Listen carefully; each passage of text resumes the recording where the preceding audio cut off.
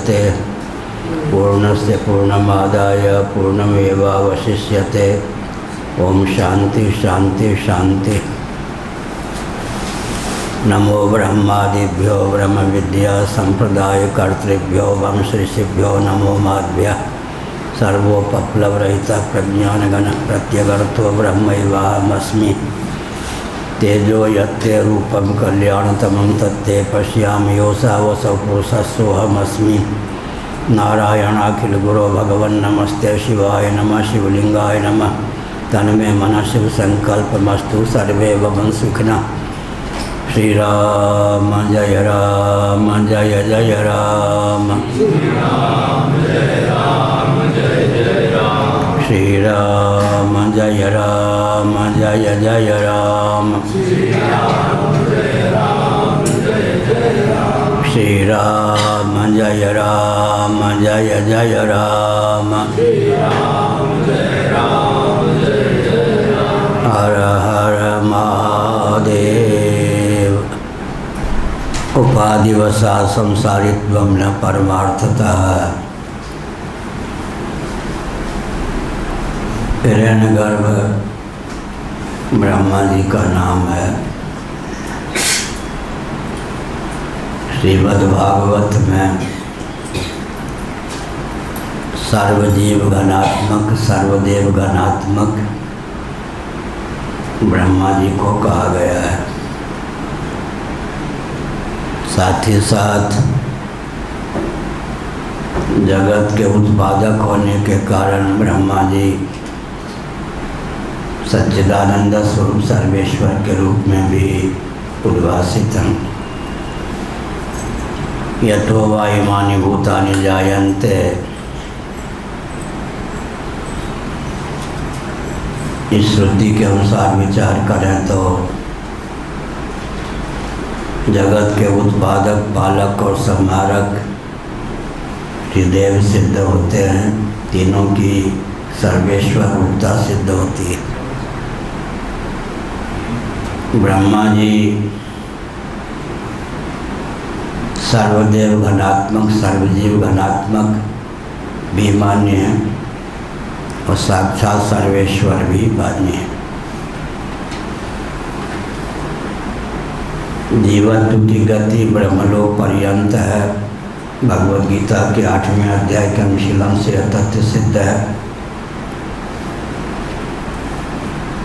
उपाधिवशात् संसारित्वं न परमार्थतः।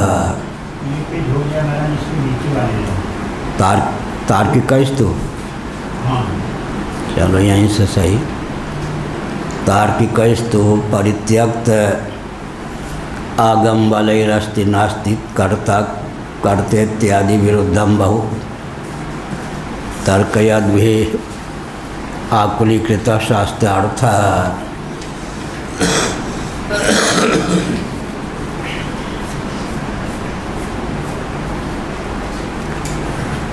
जो तार्किक होते हैं निर्मूल उत्प्रेक्षा मात्र से तत्व का निर्णय करने में प्रवृत्त होते हैं। 5वीं टिप्पणी नीचे। तार्किक ही है निर्मूलोत्प्रेक्षा मात्रेण तत्व निर्णय प्रवृत्त ही है। निर्मूल उत्प्रेक्षा मात्र से तत्व निर्णय में जो प्रवृत्त हैं वो तार्किक होते हैं। कोरी तर्कणा शक्ति के बल पर जो तत्व निर्धारण करते हैं वो तार्किक होते हैं। आत्मा व आर्य द्रष्टव्य श्रोतव्यो मंतव्यो निधिध्यासितव्य। इस श्रुति के अनुसार आत्मतत्व द्रष्टव्य भी है, दर्शनीय है, श्रोतव्य श्रवणीय भी है, मंतव्य मननीय भी है, निधिध्यासितव्य ध्येय भी है।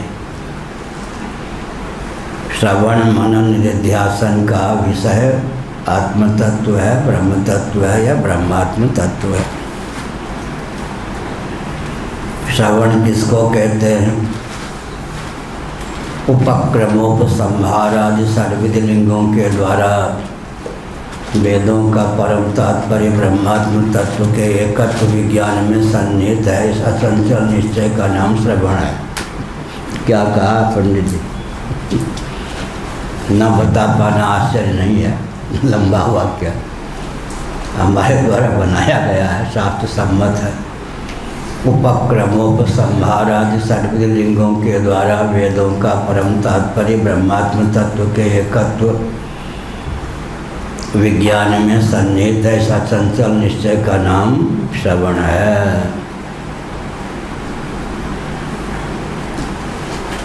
श्रवण के बाद श्रुति की प्रधानता से श्रवण होता है गुरुमुख से।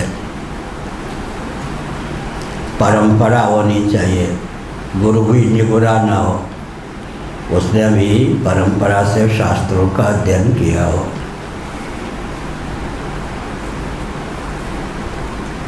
मनन श्रौत सिद्धांत को आगमिक युक्तियों का, तर्कों का आलंबन लेकर परिपुष्ट कर देना, इसका नाम मनन है। निधिध्यासन शुद्ध और मत जो अर्थ है, तत्व है, उसमें मनोनिवेश का नाम हो गया निधिध्यासन। आत्मा वारे द्रष्टव्य श्रोतव्यो मंतव्यो निधिध्यासितव्य। श्रवण मनन निधिध्यासन।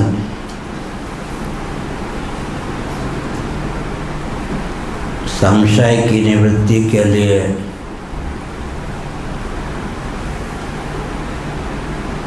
मनन अपेक्षित है। विपर्य विपरीत बुद्धि न हो जाए, इसलिए निधिध्यासन का उपयोग है। श्रुत और मत जो तत्व है, तदनुकूल निष्ठा, असकृत अभ्यासात बार बार अभ्यास करना चाहिए। एक व्याकरण के जानकार अब तक की दशा में थे।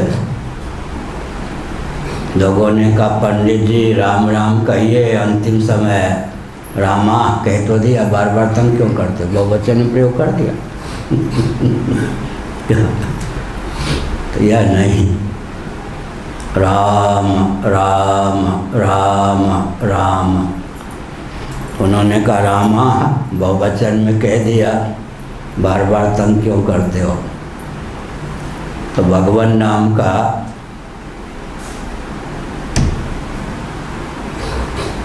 क्या करना चाहिए?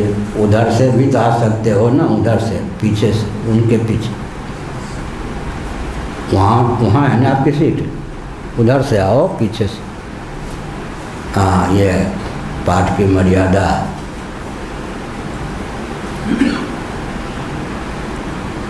तो शुष्क जो तार्किक होते हैं, कोरी तर्कणा शक्ति के बल पर जो तत्व का निर्धारण करते हैं, वो चूक जाते हैं।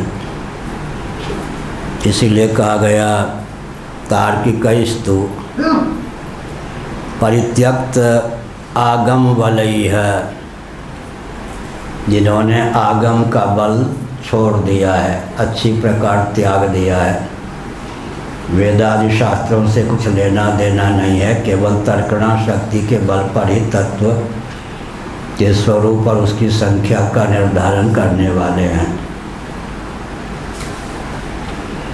सबसे बड़ा बल कौन है? आगम का बल, शास्त्र का बल। जिसके जीवन में शास्त्र का बल है वो कहीं पराजित नहीं होता। फिर सोने में सुगंध आगम का बल हो और आगम सम्मत तर्कणा शक्ति भी हो, निधिध्यासन के द्वारा निष्ठा भी हो गई हो, तो एक बहुत बड़े महामहोपाध्याय विद्वान थे काशी में।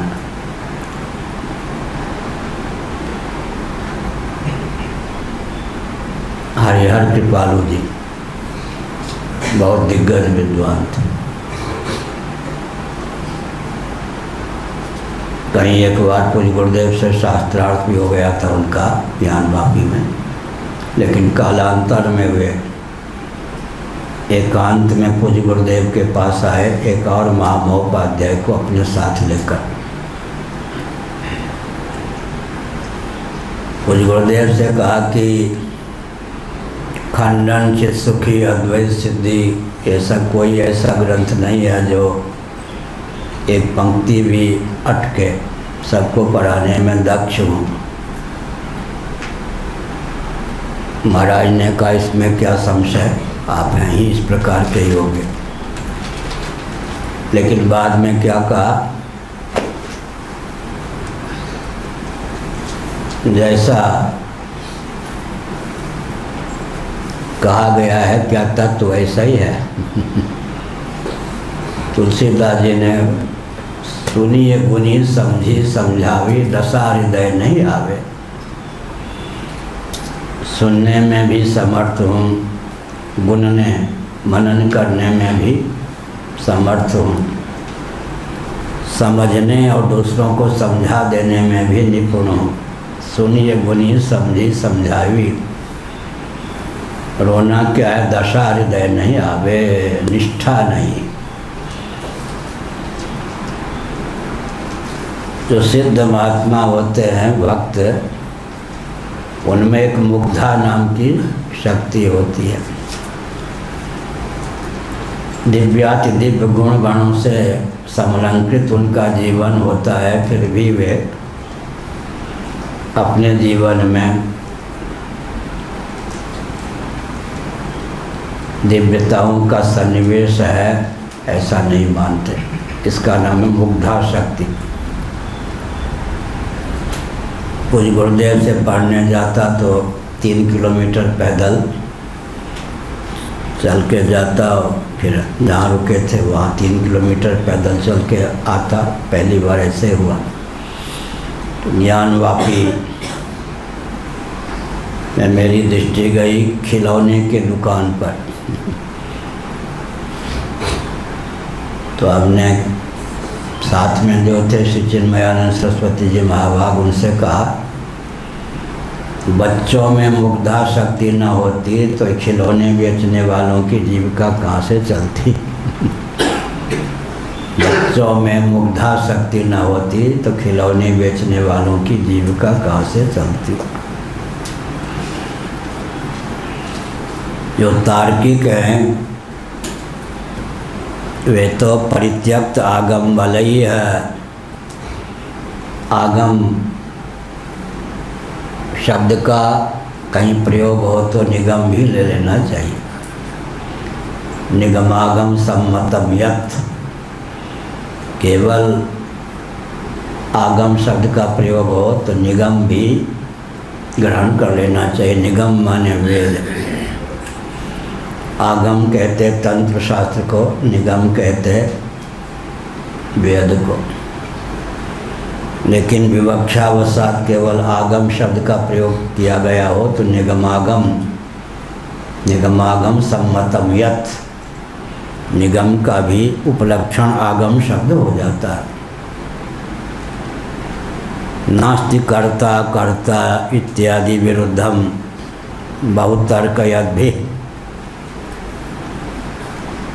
कभी उनके मन में होता है, शुष्क जो तार्किक होते हैं, केवल तर्कना शक्ति से जो संपन्न होते हैं, आगम के बल से जो विहीन होते हैं, उनके मन में यही बात होती है कि नास्ति कर्ता अकर्ता इत्यादि। वो मानते हैं कि आत्म तत्व करता है, फिर कभी होता है अकर्ता ही हो सकता है। नास्ति आत्मा की सत्ता है, आत्म तत्सद्रूप है, ऐसा भी मान बैठते हैं कि नैरात्म्यवाद है, आत्म तत्व सत्य है ही नहीं। इस प्रकार कभी विपर्य की स्थिति होती है, कभी संशय की स्थिति होती है। क्या सचमुच में आत्म तत्व करता है या करता है? ऐसे आत्मा की सत्ता है भी या नहीं? इस उधेर गुण में तर्कना शक्ति के बल पर ही तत्व निर्धारण करने वाले फंसे रहते हैं। यह कहा विरुद्धम बहुत तर्कयद भी आकुलीकृत शास्त्रार्थ। ऐसे महान भावों ने शास्त्र के तात्पर्य को आकुलीकृत संदिग्ध कर दिया, व्याकुल कर दिया। अर्थात मुझे ये बच्चों के अंदर मुग्धा नाम की शक्ति होती है, तो ये बड़ों में भी तो ये कोई न कोई तो खिलौने बदल जाते हैं, मुग्धा नाम की शक्ति बनी रहती है। क्या कहा? हाँ देखो वो सब जानता है वो। खिलौने बदल जाते हैं पर मुग्धा शक्ति रहती है। हाँ देखो वो बढ़िया है, यानी कनाडा है। बैठो, छोटे बच्चे रुंझुन खिलौने होते हैं, उसके बाद गेंद आदि ले लेते हैं, गुल्ली डंडा ले लेते हैं, उसके बाद पत्नी बेटे बेटी क्या वो खिलौने के रूप में आ जाते हैं। किसी के खिलौने नोटों के बंडल हो जाते हैं। मुग्धा नाम की शक्ति आयु के हिसाब से खिलौने बदलती रहती है, पर खेलने की प्रवृत्ति पूर्ववत बनी रहती है। पूज्य विष्णु आश्रमी महाराज के साथ घूमने जाते, एक दिन उन्होंने कहा बड़ी विचित्र गाथा है, जब समझ में आता है तब मरने के दिन आ जाते बुढ़ापे में ठोकर खाते खाते खाते खाते जब समझ में आता है तब श्मशान पहुंचने के दिन आ जाते हैं। यही है मुग्धा शक्ति, खिलौने बदलते जाते हैं, खेल की प्रवृत्ति नहीं बदलती। किसके कौन खिलौने हैं? मुग्धा नाम की शक्ति क्या करती है? आयु के हिसाब से खेल की प्रवृत्ति तो नष्ट नहीं करती, लेकिन खिलौने का स्वरूप बदलती रहती है। ऐसे आकुलीकृत शास्त्रार्थ, शास्त्र के तात्पर्य को उन्होंने आकुलीकृत, आकुल व्याकुल करा दिया। शास्त्र का अर्थ जो है परमात्म तत्व। सर्वे वेदा यत् पद्मामनन्ति वेदैश्च सर्वैरहमेव वेद्यः। सभी वेदों का तात्पर्य ब्रह्मात्म तत्व के एकत्व विज्ञान में ही सन्निहित है। तेनार्थ निश्चयो दुर्लभ। यही कारण है कि निर्मूल शुष्क तर्कणा शक्ति से जो संपन्न व्यक्ति होते हैं उनके जीवन में प्रामाणिक निश्चय नहीं होता। क्या पता तत्व ऐसा है? नहीं है। कुछ तो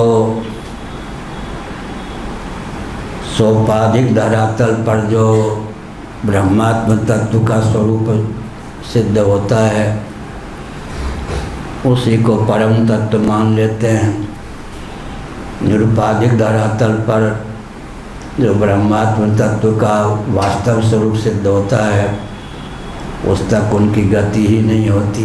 वाच्यार्थ ही उनके जीवन में होता है, लक्ष्यार्थ होता ही नहीं।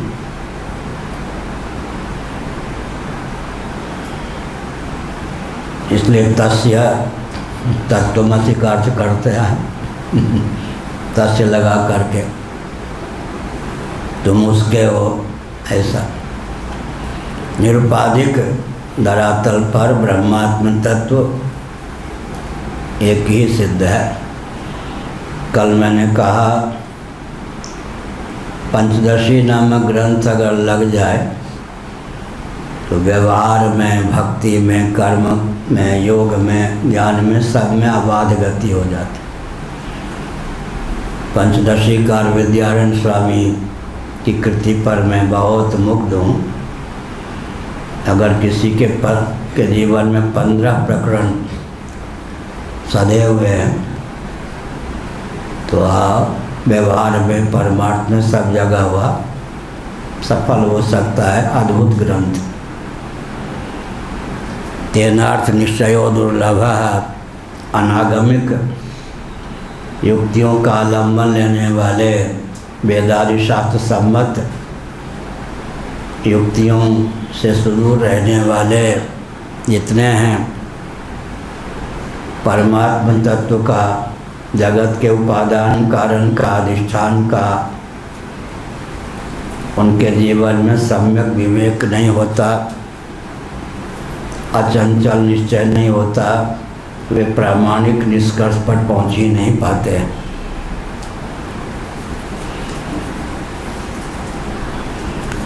इसके विपरीत ये तो केवल शास्त्रानुसारिणः शांत दर्पाः तेषां प्रत्यक्ष विषय इव निश्चित शास्त्रार्थो देवतादि विषय। बहुत बढ़िया। लेकिन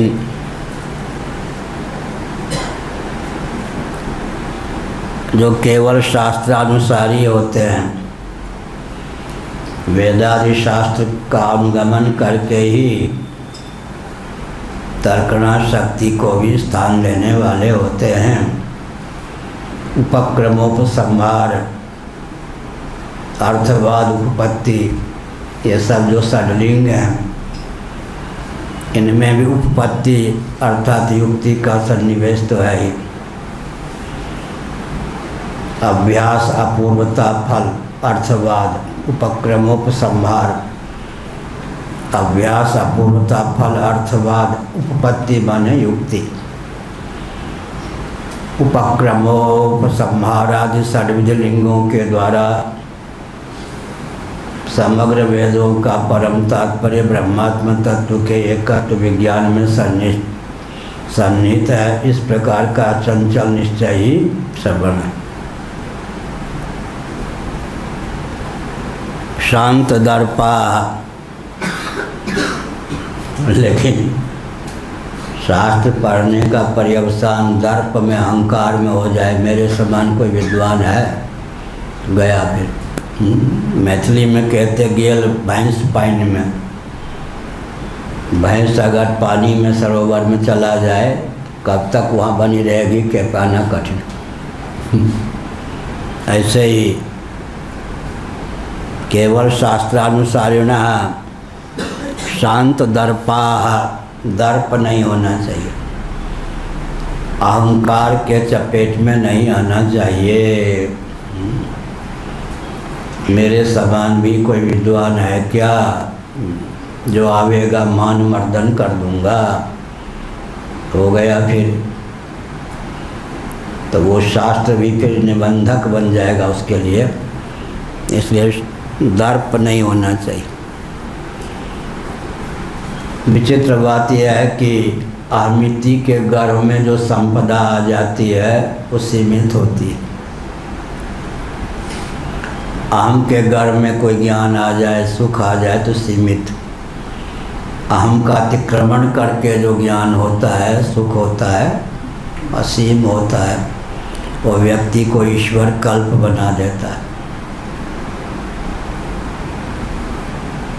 कोई ऐसी अवस्था है भृगु जी जो अहम से अतिक्रांत भूमि में ज्ञान और सुख का अभिव्यंजक हो, ज्ञान और सुख को अभिव्यक्त करने वाली हो, गाढ़ी नींद। अहमीचा प्रसुप्ते, श्रीमद् भागवत 11वां स्कंध। अहमीचा प्रसुप्ते, अहम भी सो जाता है, प्रसुप्त हो जाता है, बीजावस्थापन्न होकर शेष रहता है। एक कहावत है, मियाँ की दौड़ मस्जिद तक। अहम के शांत हो जाने पर सुसुप्ति में, गाढ़ी नींद में द्वंद्व और दुख की पहुँच नहीं होती। हाँ, बच के 24 है वो, 24 परगना। कौन है 24 परगना? AC। हमने संकेत क्या किया? गाढ़ी नींद की विशेषता क्या है? द्वंद्व और दुख की पहुंच गाढ़ी नींद में नहीं है। मियाँ की दौर मस्जिद तक, द्वंद्वों की दौर अहमिति तक। अहमिचा प्रसुप्ते, यहाँ से वैष्णवाचार्य कुछ विचित्र स्थिति को प्राप्त होते हैं। अहम ही तत्व है, तो अहमिचा प्रसुप्ते का अर्थ क्या करेंगे? अहम भी प्रसुप्त हो जाता है सुसुप्ति में। जब अहम प्रसुप्त हो जाता है तब क्या विशेषता जीवन में आती है? निर्द्वंद्व और निर्दुख हमारा जीवन होता है। गाढ़ी नींद में किसी द्वंद्व की और दुख की पहुँच नहीं है। निर्विकल्प समाधि का विकल्प क्या है? गाढ़ी नींद। पूज्य श्री कृष्ण बोध आश्रम जी महाभाग जगत गुरु जी ने हमको 1972 में वृंदावन में बताया। क्या बताया? कि जिनको निर्विकल्प समाधि प्राप्त नहीं होती, कदाचित उन्हें ईश्वर की कृपा से सुसुप्ति या गाढ़ी नींद भी प्राप्त ना हो तो पागल हुए बिना न रहे। निर्विकल्प समाधि का विकल्प क्या है? गाढ़ी नींद। क्या कहा हमने? कर्नाटक नहीं, कनाडा। निर्विकल्प समाधि का विकल्प गाढ़ी नींद है। बोल सकते हो? बोलो।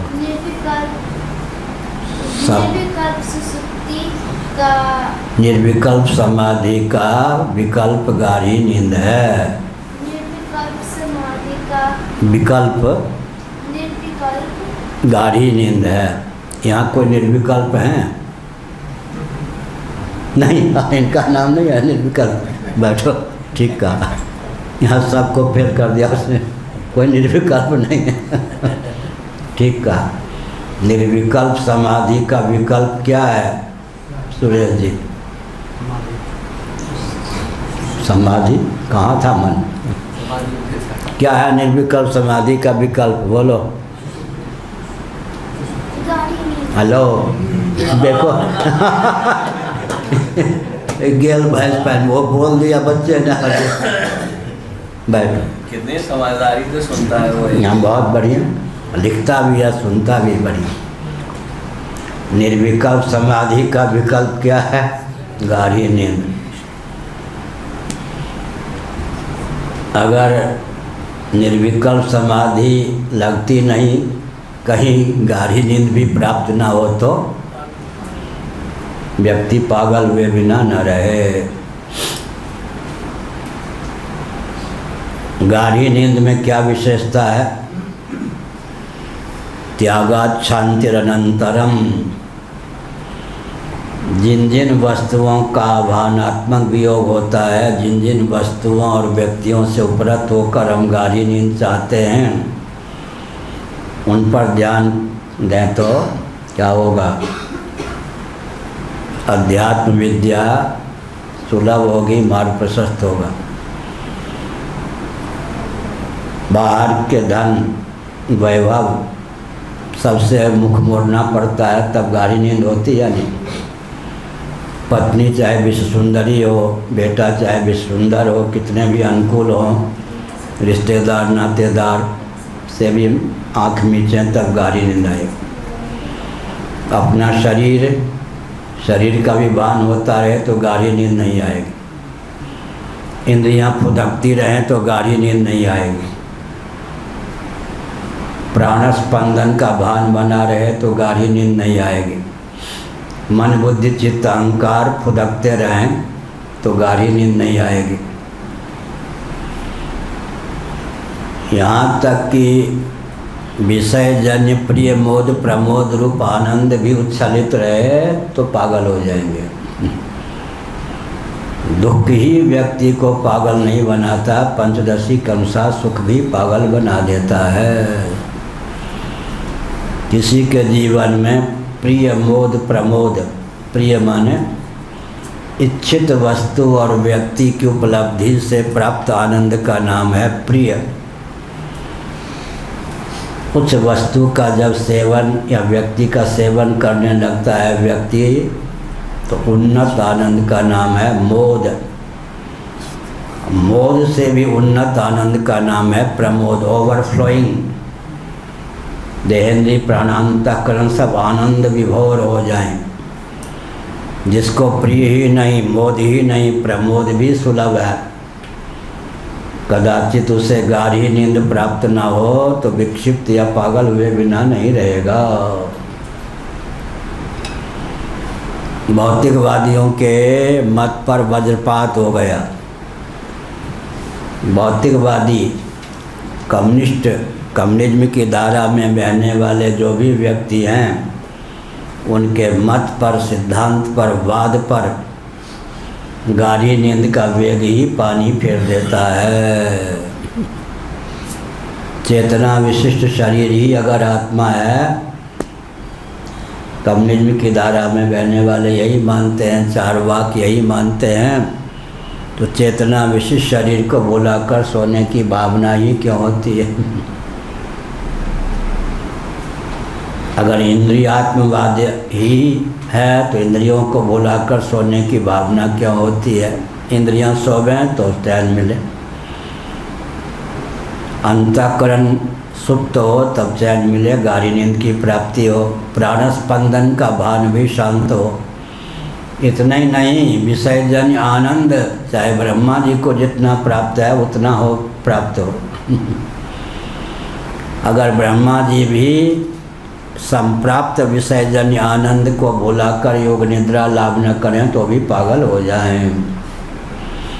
विषयजन्य आनंद का पर्यवसान भी पागलपन में है। दुख ही नहीं, आनंद भी व्यक्ति को बौरा देता है, पागल बना देता है। इसके पीछे दार्शनिक तथ्य क्या है? जहाँ विषयजन्य आनंद है वहाँ क्या है? त्रिपुटी, तीन सामग्री, भोक्ता, भोग और भोग्य। जहाँ त्रिपुटी है वहाँ क्या है? द्वैत। द्वैत माने दो या दो से अधिक, दो ग्रास, दो कदम, दो शब्द। यहाँ क्या हुआ? अजहल लक्षणा की प्राप्ति। दो अपना तो ज्ञापक है ही, अतिरिक्त का भी। दो शब्द बोल दीजिए, 2 मिनट प्रतीक्षा कीजिए, 2 ग्रास पा लीजिए। इसको क्या कहते हैं? अजहल लक्षणा। 2 का त्याग किए बिना अतिरिक्त का भी ग्रहण हो गया तो बंद ही करवा दो ना। हाँ, दवा लेके आए हैं, ठीक है। क्या हुआ? दुख ही नहीं, सुख भी व्यक्ति को पागल बनाता। क्यों बनाता है? भोक्ता, भोग, भोग्य तृप्ति के बिना सुख की प्राप्ति नहीं होगी। जहाँ तृप्ति होगी वहाँ क्या होगा? द्वैत। जहाँ द्वैत होगा वहाँ क्या होगा? श्रम। और जहाँ श्रम होगा वहाँ निखालिस, खालिस, प्योर, शुद्ध, निरतिशय आनंद नहीं होगा। इसलिए तुलसीदास जी ने विनय पत्रिका में क्या लिखा? सपने हूँ नहीं सुख द्वैत दर्शन, बात कोटिक को कहे। सब द्वैत पर पानी फेर दिया तुलसीदास जी ने। सपने हूँ नहीं सुख द्वैत दर्शन, बात कोटिक को कहे। करोड़ों बातों को बघाड़ने से क्या लेना देना? जागृत की बात तो छोड़ दो, स्वप्न में भी अगर द्वैत का दर्शन हो गया दुखी होगा। स्वप्न होता ही है द्वैत भूमि में। सपने हूँ नहीं सुख द्वैत दर्शन, बात कोटिक को कहे। आमिति के सुप्त हो जाने पर सुसुप्ति में, गाढ़ी नींद में द्वंद्व और दुख की पहुँच नहीं है। तो मैंने क्या विषय छोड़ा था? ज्ञान और सुख प्राप्त है। सुसुप्ति ज्ञान शून्य अवस्था है या ज्ञान संपन्न अवस्था है? नहीं मालूम। हाँ, लो ये दोनों, ताकि कोई बात झूठ न सिद्ध हो, इधर भी उधर भी। बढ़िया, ठीक है। सुखमहमस्वाप्सम न किंचित अवेदिशम मामप्यहम नाज्ञासिसम। इसको क्या कहते हैं? परामर्श स्मरण। अनुभव के बिना स्मरण नहीं होता, अनुभूति के बिना स्मृति नहीं होती। जैसे सामे माता, माँ का अनुभव न किया हो तो कैसे कहेंगे वह मेरी माँ। अगर सुसुप्ति में गाढ़ी नींद में सुखोपलब्धि न हुई होती तो व्युत्थान दशा में नींद टूटने पर मैं सुखपूर्वक सोया, इस प्रकार का परामर्श या स्मरण कैसे होता। अब नैयायिक क्या कहेंगे? गाढ़ी नींद में दुखा भाव है, सुखोपलब्धि नहीं है। तो इसका उत्तर क्या देंगे? इस कक्ष में, कमरे में सिद्ध हो जाए कि अंधकार नहीं है तो प्रकाश मानना पड़ेगा या नहीं? प्रकाश का सत्व या अस्तित्व ही ना हो तो अंधकार का निवारण कैसे हो? इस कक्ष में अंधकार नहीं है ऐसा कहने पर प्रकाश अवश्य है, ये मानना पड़ेगा। बिना सुखोपलब्धि के दुख का भाव हो नहीं सकता, बिना सुख की प्राप्ति के दुख का भाव नहीं हो सकता, बिना प्रकाश के अंधकार का निवारण नहीं हो सकता। क्या कहा? हाँ, लिख रहे थे, ठीक है। बिना प्रकाश के अंधकार का निवारण नहीं हो सकता, बिना सुख के दुख का निवारण नहीं हो सकता। गाढ़ी नींद में दुख का भाव है, यह सर्वसम्मत सिद्धांत है, लेकिन सुख ना होता तो दुख का भाव कैसे होता।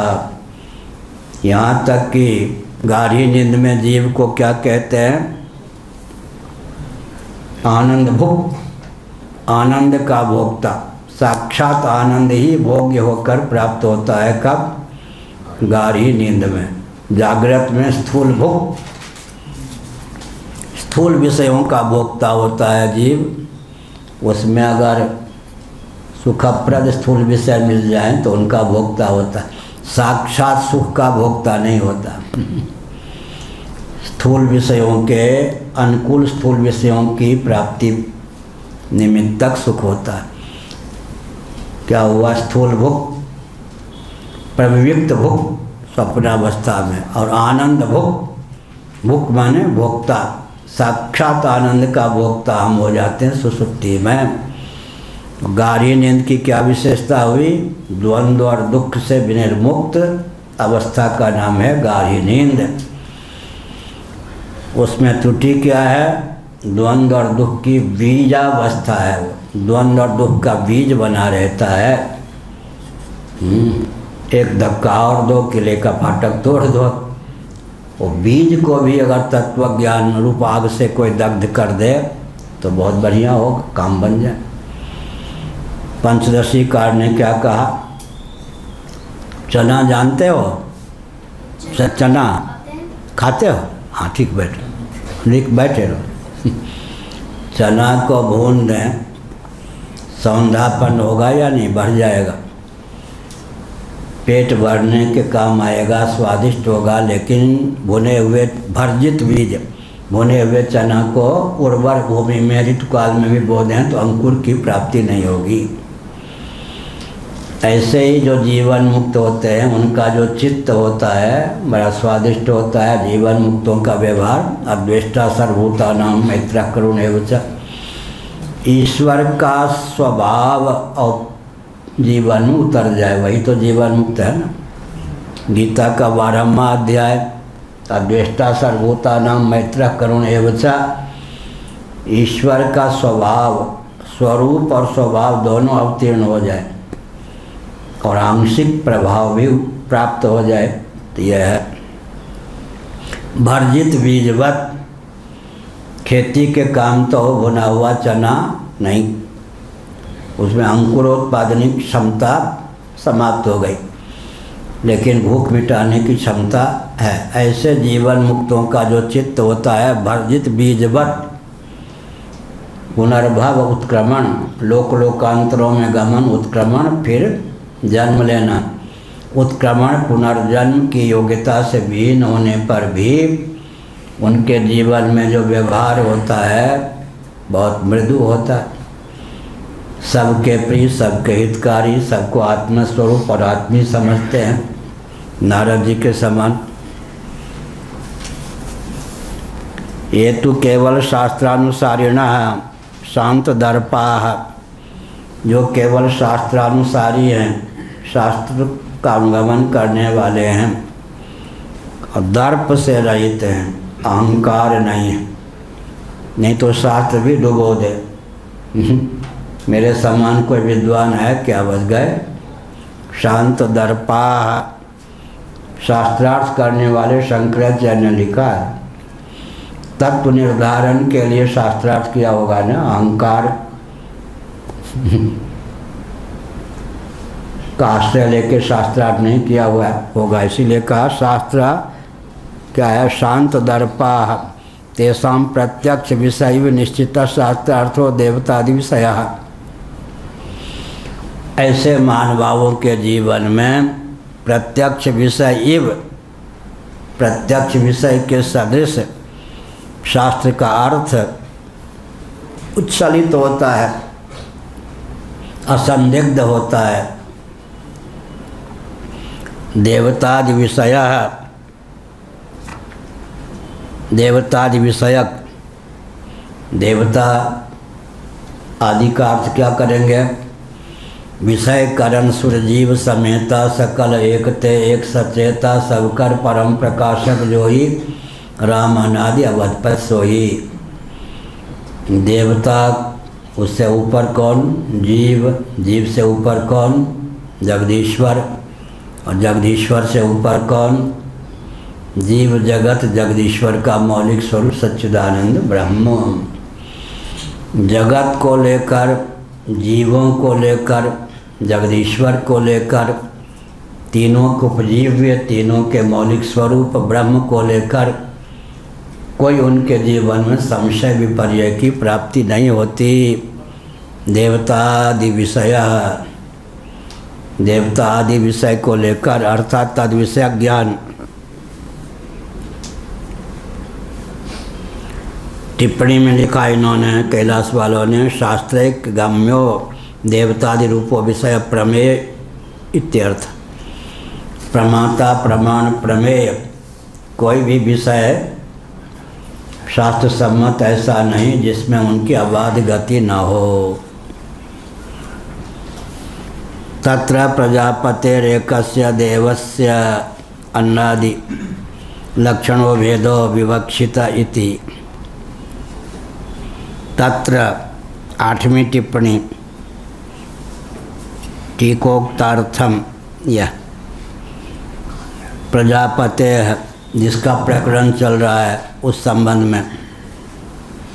प्रजापते एकस्य देवस्य अन्नादि लक्षणों भेदो विवक्षिता इति। प्रजापति माने आजकल कोई और आजकल एक वर्ग ही अपने को प्रजापति कहने लग गया। यहाँ प्रजापति का अर्थ है ब्रह्मा।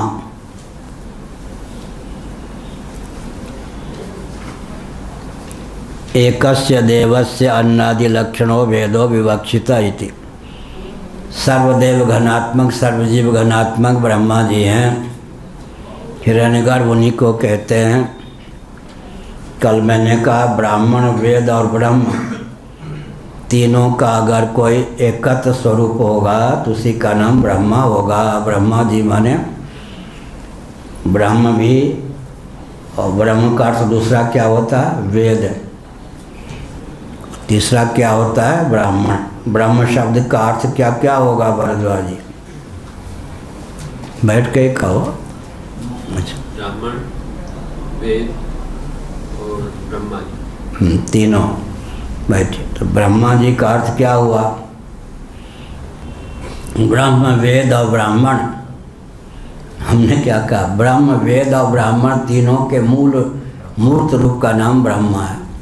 ऊपर ब्रह्म, परब्रह्म, फिर शब्द ब्रह्म और ब्राह्मण, ये सर्वजीव घनात्मक, सर्वदेव घनात्मक, ब्रह्म, ब्राह्मण और वेद तीनों का एकत्र रूप ही ब्रह्मा जी हैं। अन्नादि लक्षणों भेदो विवक्षिता है।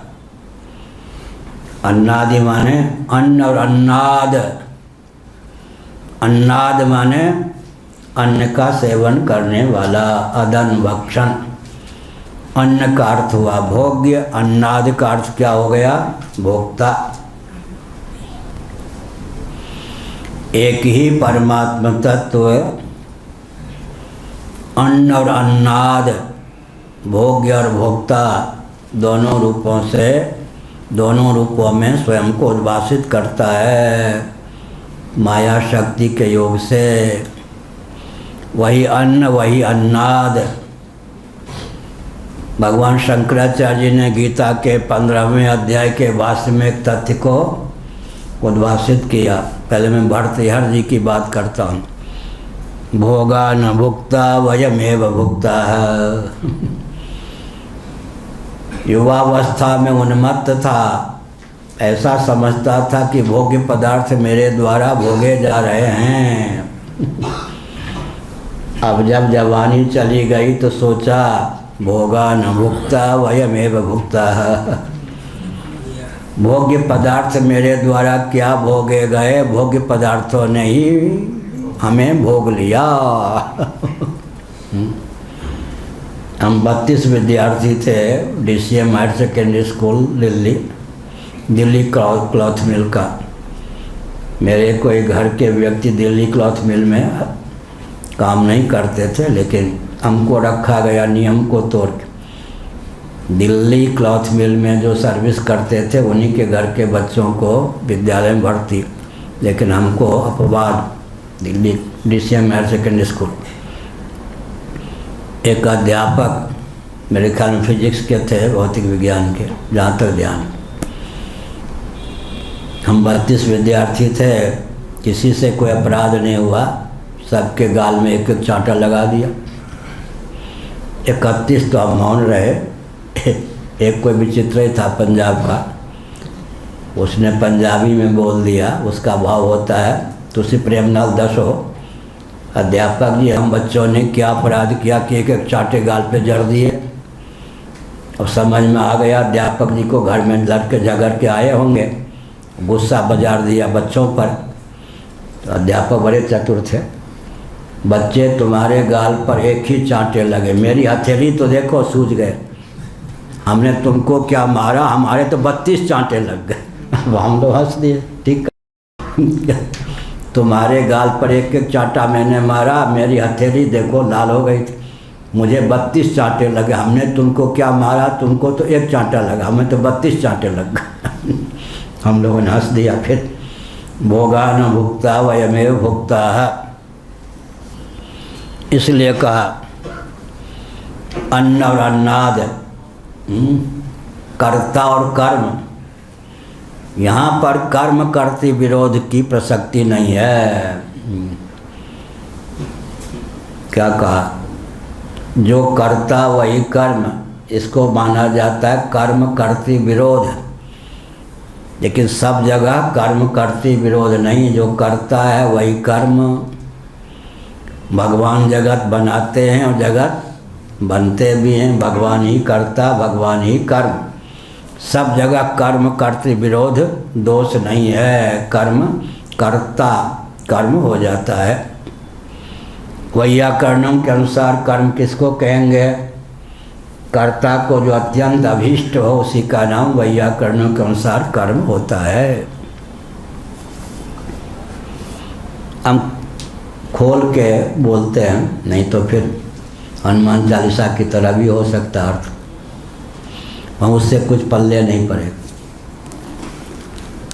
तत्र प्रजापते एकस्य देवस्य अन्नादि लक्षणों भेदो विवक्षिता इति। प्रजापति तो एक ही हैं, लेकिन सर्वजीव घनात्मक सर्वदेव घनात्मक जहाँ हैं वे, वहाँ अन्नाद और अन्न दोनों रूपों में प्रजापति ही अभिव्यक्त हैं। तो मैंने कहा गीता के 15वें अध्याय के भाष्य में शंकराचार्य ने लिखा, सो गए चुलबुल, क्या कहा आपने? सुना हो तब तो पकड़ में आ गए। तब ने क्या कहा? अन्न भी वही, अन्नाद भी वही। भगवान शंकराचार्य ने लिखा, अन्न दोष से वह लिप्त नहीं होता जो स्वयं को अन्न और अन्नाद दोनों समझता है। अन्नाद माने भोक्ता, अन्न माने भोग्य। मैं भोक्ता ही नहीं भोग्य भी हूँ। जो स्वयं को अन्न और अन्नाद दोनों समझता है वो अन्न दोष से लिप्त नहीं होता, नहीं तो भोगा न भुक्ता वयमेव भुक्ता की कथा कहानी चरितार्थ हो जाती है। ये सब जो ज्ञान है ना, पढ़ने पढ़ाने के लिए तो है ही, अपने जीवन में ढालें तो क्या होगा? आवश्यक नहीं कि हर इंद्र को इस प्रकार का ज्ञान हो। क्या छांदोग्य श्रुति के 8वें अध्याय के आधार पर सिद्ध है, कोई इंद्र का पद प्राप्त कर सकता है, लेकिन ये ज्ञान विज्ञान उसको हो नहीं कह सकते। शतक्रत हो गया, शास्त्र सम्मत अश्वमेध याग का विधिवत अनुष्ठान कर लिया निर्विघ्नता पूर्वक, देवराज इंद्र तो हो सकता है, लेकिन हर इंद्र तत्वज्ञ होते ये नहीं कह सकते। हमारे पूज्य गुरुदेव बहुत विचित्र वाक्य बोलते थे, इंद्राणी के अनुनय विनय करने पर अमृत का जो नखरे पूर्वक आग्रहण करते हैं, आज देवराज इंद्र के पद पर प्रतिष्ठित हैं।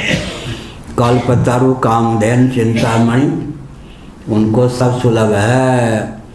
इंद्र पद को प्राप्त कराने वाला पुण्य का जब क्षय हो जाएगा तो बड़ी विचित्र बात, कुत्ते और सुअर के आहार पर भी टूट पड़ेंगे। जब कुत्ते हो गए तो सुअर हो गए तो क्या कहा? आज देवराज इंद्र के पद पर प्रतिष्ठित है। इंद्राणी के बार बार अनुनय विनय करने पर क्या हो? अमृत का ग्रहण करते हैं। देवता कौन होते हैं? घ्राण भक्ष। अब वो नहीं आते, वो कौन? प्राणीगंज वाला आ सकते हैं। अच्छा, गुरुजी उनके नहीं है, हो सकता है जिम्मेवारी बढ़ गई हो। हाँ, 2 साल हो गए उनके गुरुजी ने। देवता कौन होते हैं? घ्राण भक्ष। घ्राण भक्ष माने सूंघ कर ही देवता तृप्त हो जाते हैं। लड्डू पूरी मालपुआ यूँ चबाने की जरूरत नहीं। उपनिषदों में लिखा है, महाभारत में लिखा है, बहुत बढ़िया। मनुष्य सब होता है, घ्राण भक्ष भी होता है, हलवा पूरी खा भी लेता है।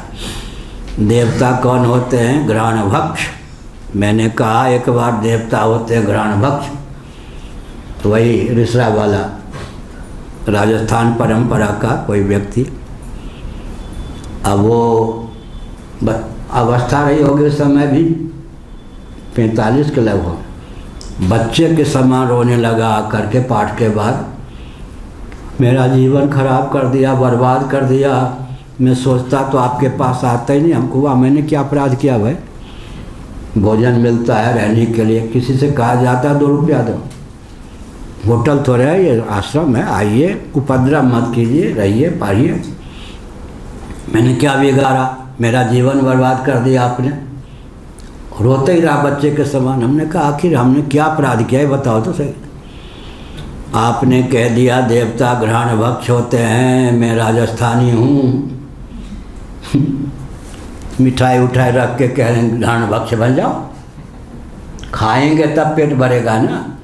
देवता मैं कभी नहीं बन सकता घ्राण भक्ष, बताइए इससे बढ़कर। हमने कहा तो अवस्था तुम्हारी 40-45 के है, बुद्धि का स्तर तो कुछ नहीं है। हमने उल्टा डांटा नहीं तो हम ही को डांट रहा था। हमारा जीवन बर्बाद कर दिया आपने, घ्राण भक्ष।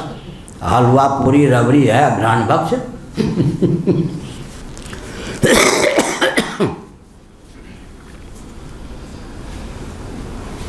इसलिए अन्नादि लक्षणों भेदो विवक्षिता इति, जो स्वयं ही अन्न हो, अन्नाद हो, भोग्य भी हो, भोक्ता भी हो, वो भोग्य की किंकरता पालेगा क्या?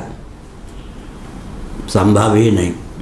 एकत्व दर्शन से भोग्य रूप में भी मैं ही उल्लसित हूँ, भोक्ता के रूप में भी मैं ही उल्लसित हूँ, तो बीच वाला जो है भोग के रूप में भी मैं ही उल्लसित हूँ। ऐसा तत्राग्निरुक्तो नादो नाद्य स्वम इदानीम उच्यते। देखो अग्नि जो है, अग्नि तत्व, अग्नि माने आग, वो क्या है? अन्नाद, भक्षक, अन्न का सेवन करने वाला। इंद्राय स्वाहा इदम इंद्राय, देवता अग्नि के मुख से सेवन करते हैं। इंद्र को आहुति पहुंचानी हो तो पहले देंगे इंद्राय स्वाहा इदम इंद्राय नमः। हमारे आपके भी इंद्राय स्वाहा ठीक। तो क्या अर्थ हो गया? अन्न भी अन्नाद भी दोनों अगर एक हो जाए, कोई व्यक्ति स्वयं को अन्नाद और अन्न दोनों ही समझे, तो स्वप्नावस्था में हम क्या होते?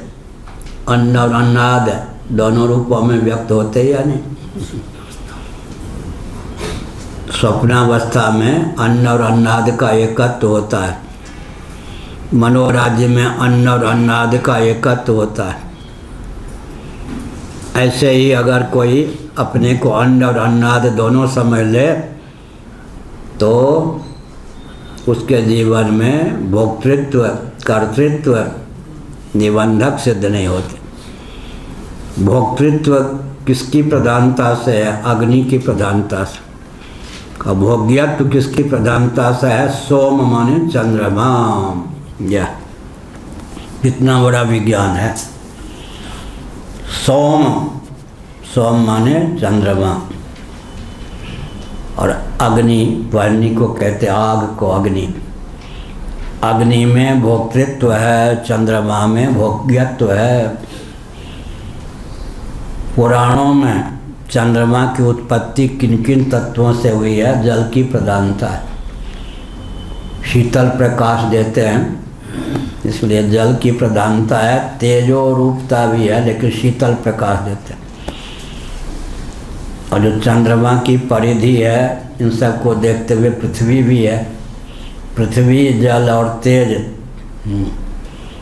और चंद्रमा में जो जीवनी शक्ति है वो वायु को लेकर है, लेकिन जल की प्रधानता से चंद्र तत्व की अभिव्यक्ति होती है। चंद्रमा जो है सोमो भूत्वा रसात्मका, चंद्रमा जो है यही हमारे लिए भोग्य बन जाते हैं। चंद्रमा उष्णाम चौषधि सर्वा सोमो भूत्वा। चंद्रमा न हो तो भूखे मर जाएं। चंद्रमा की कृपा से ही अन्न परिपुष्ट होते हैं, खाद्यान्न हमको सुलभ होता है। अब भोक्ता जब हम होते हैं तब अग्नि हो जाते हैं। अग्नि में भोक्तृत्व की प्रधानता है, चंद्रमा में भोग्यत्व की प्रधानता है। इसलिए उपनिषदों का क्या उद्घोष है? अग्नि सोमात्मकम विश्वम, अग्नि सोमात्मकम जगत। यह जो जगत है अग्नि सोमात्मकम, फिर दंत से मूर्धन्य हो जाता है, ह्रस्व नहीं, अग्नि। अग्नि सोमात्मकम विश्वम, अग्नि सोमात्मकम जगत। यह जो विश्व है, यह जो जगत है, अग्नि और सोम, भोक्ता और भोग्य का संवेद स्वरूप ही जगत है। वही अग्नि है, वही सोम भी है। आगे आएगा, कभी अग्नि में सोम की आहुति, कभी सोम में अग्नि की आहुति, जैसे ये हो रहा है। कभी अग्नि में सोम की आहुति, कभी सोम में अग्नि की आहुति। पंक्ति की ओर देखोगे तब तो नींद नहीं आएगी ना। ग्रंथ वहाँ है, आँख वहाँ है, तो मन कहीं और है। बहुत बढ़िया है। हमने क्या कहा, जब हम बोलते हैं तो वाक इंद्रिय के देवता कौन है? अग्नि। और मन के देवता कौन है? चंद्रमा। हाँ, अग्नि में चंद्रमा की आहुति होती है बोलते समय। अब मनन करते समय चंद्रमा में अग्नि की आहुति होती है। दोनों ही क्या हो गए? अन्न। दोनों ही हो गए अन्नाद। बोलते समय क्या हुआ? वाक इंद्रिय मनोनिष्ठ होकर, या मन वाग्निष्ठ होकर, वाग्निष्ठ, और मनन करते समय वाक मनोनिष्ठ होकर मनन होता है। और बोलते समय मन जो है वाक से तादात्म्यपन्न हो जाता है। तो वाक के देवता कौन है? अग्नि। और मन के देवता कौन है? चंद्रमा। अग्नि से चंद्रमा मिल जाते हैं और चंद्रमा से अग्नि मिल जाते हैं। कभी चंद्रमा में अग्नि को होम देते हैं हम लोग, और कभी अग्नि में चंद्रमा को होम देते हैं। दोनों अन्न हो गए, दोनों अन्नाद हो गए, दोनों अग्नि हो गए, दोनों हवनीय हो गए। ये सब ज्ञान विज्ञान। पूरे पुराण आदि में ये आता है कि अग्नि की उपासना साक्षात सूर्य भगवान की उपासना मानी जाती है। तो चंद्रमा की फिर लौकिक धरातल पर क्या मानेंगे, किसको मानेंगे? ऐसा है, पहली बात तो यह है कि हमारा वाक्य है, वो झगड़ गया था ना, कोई दिल्ली का आता था वैज्ञानिक जैसा विक्षिप्त कपूर को। हाँ, फिर डांट दिया हमने, फिर हमने सूर्य कुमार कपूर। हाँ, सूर्य सन्निकट सूर्य का नाम अग्नि है, दूरस्थ अग्नि का नाम सूर्य है। मैं कहता, वो झगड़ गया हमसे। अब वो विज्ञान का कोई विद्यार्थी हो तो विज्ञान के बल पे दोष दिखाना चाहे तो क्या हम डरेंगे क्या? वो क्या हुआ? सन्निकट सूर्य का नाम अग्नि, दूरस्थ अग्नि का नाम सूर्य। अब चंद्रमा जो है बहुत बढ़िया, रवि मध्य उपनिषद है, मैत्रायणी या कौन उपनिषद? रवि के मध्य में, सूर्य के मध्य में चंद्रमा है, सूर्य में, फिर चंद्रमा के मध्य में अग्नि है। हाँ, ऐसा है। तो तीनों मिल जाते हैं। सूर्य में सन्निहित चंद्रमा हो जाते, चंद्रमा में सन्निहित अग्नि हो जाते हैं, अग्नि सूर्य और चंद्रमा एकीभूत हो जाते हैं तो व्यवहार चलता है। रवि मध्य मनुस्मृति भी है, उपनिषद भी है। ऐसे ही भगवान ये जो सूर्य हैं, सूर्य जो उद्दीप्त होते हैं, जैसे आग उद्दीप्त हो तो उसमें हवन सामग्री डालेंगे या नहीं? चंद्रमा की आहुति से ही सूर्य उद्दीप्त रहते हैं। तो फिर फलादेश क्यों अलग अलग होता है? फलादेश अलग अलग होता है। क्या क्या होता है? सूर्य का फलादेश अलग होता है, चंद्रमा का। मैंने सूर्य फलादेश का अर्थ क्या हुआ? लौकिक क्रिया आदि में फल अलग अलग होता है। ये सब जनपत्री आदि का आधार पर, जनपत्री के आधार पर, और भौतिक दृष्टि से भी देखा जाए तो वो भी अलग ही। क्या हुआ फलादेश भाई बताओ? सूर्य सूर्य हैं, चंद्रमा चंद्रमा हैं, एक ही वस्तु की हमारा वो वाक्य क्या हुआ? साधक बाधक भाव का जिसको ज्ञान हो, वस्तु के रूपांतर का जिसको ज्ञान हो, अभिव्यंजक संस्थान की क्षमता का जिसको ज्ञान हो, वो व्यवहार और परमार्थ दोनों में दक्ष होता है। साधक बाधक भाव का, इसी साल बोल रहा हूँ शायद 5-6 दिन से, साधक बाधक भाव का जिसको ज्ञान हो, रूपांतर का जिसको ज्ञान हो, और अभिव्यंजक अभिव्यक्त करने वाली सामग्री की क्षमता का जिसको ज्ञान हो, यह हुआ। आग प्रज्वलित है, पानी डाल दें तो आग बुझ जाएगी या नहीं। लेकिन चूल्हा चितावें, अग्नि चितावें, ऊपर बटलोई रख दें, बटलोई में पानी रख दें। अब पानी जो है आग को बुझाने में समर्थ है क्या? नहीं। लेकिन पानी में अग्नि की उष्णता का संचार हो जाता है। ये साधक बाधक भाव हुआ। इतना सा ढेला लेके फेंक दें, डूब जाएगा जलाशय में। लेकिन स्टीमर पर रखा हुआ 1 टन पत्थर भी नहीं डूबता है। साधक बाधक भाव का ज्ञान हुआ या नहीं? जिसको जीवन में साधक बाधक भाव का ज्ञान है।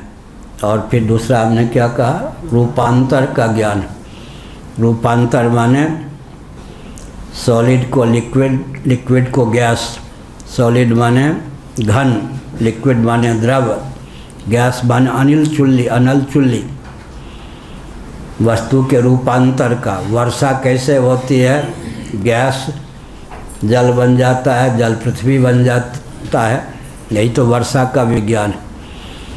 ऊपर और नीचे साधक बाधक भाव का हो ज्ञान, रूपांतर का। सॉलिड लिक्विड हो जाए, लिक्विड जो है गैस बन जाए, गैस जो है लिक्विड बन जाए, लिक्विड जो है सॉलिड बन जाए, ये हुआ। अभिव्यंजक संस्थान जल है, वर्षा का जल। जितना मीठा होता है उससे ज़्यादा मीठा बना देने की क्षमता गन्ना में है। और वर्षा का जल मधुर होता है, लेकिन मिर्च, गिलोय, इन सब के, नीम, इनमें एक क्षमता है कि वर्षा के जल को अपने सांचे ढांचे में ढाल लें। इसीलिए 3 वाक्य हमने कहा।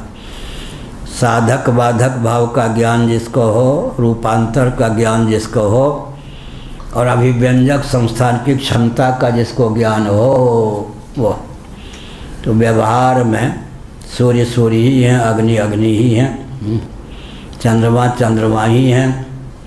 सूर्य का काम सूर्य ही करेंगे, अग्नि का काम अग्नि ही करेंगे, चंद्रमा का काम चंद्रमा ही करेंगे।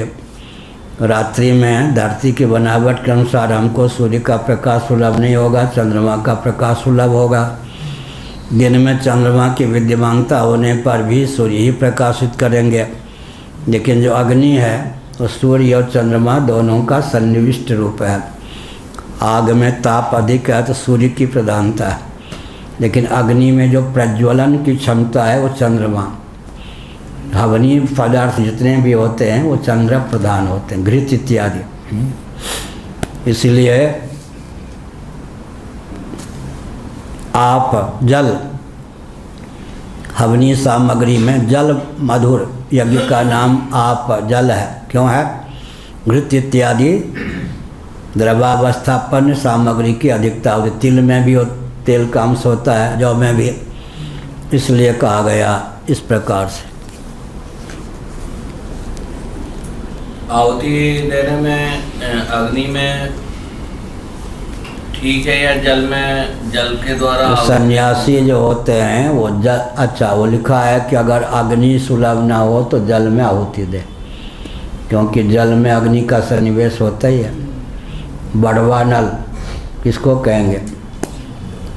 वो कई वर्ष पहले तूफान, सुनामी लहर जिसको कहते हैं, ये तिल आदि की जो परंपरा है तो विकल्प मान के ही देते हैं। किसको?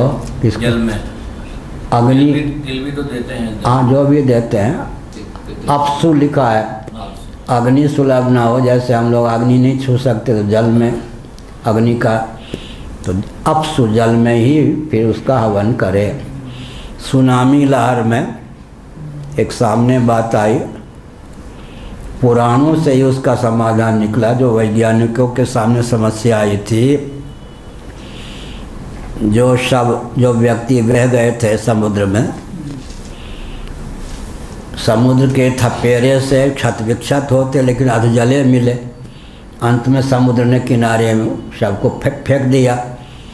उस पर फिर अनुसंधान हुआ कि क्षत विक्षत होना तो ठीक था, लेकिन अधजले क्यों मिले? तब पुराणों के द्वारा वो समाधान हुआ कि बड़वानल समुद्र में अग्नि है, अग्नि ना हो तो थपेरे तो खा सकते थे सब, लेकिन ये अधजले क्यों मिले? तब सिद्ध हो गया कि पुराणों ने जो विज्ञान को कहा था बड़वा नल, वो ठीक है।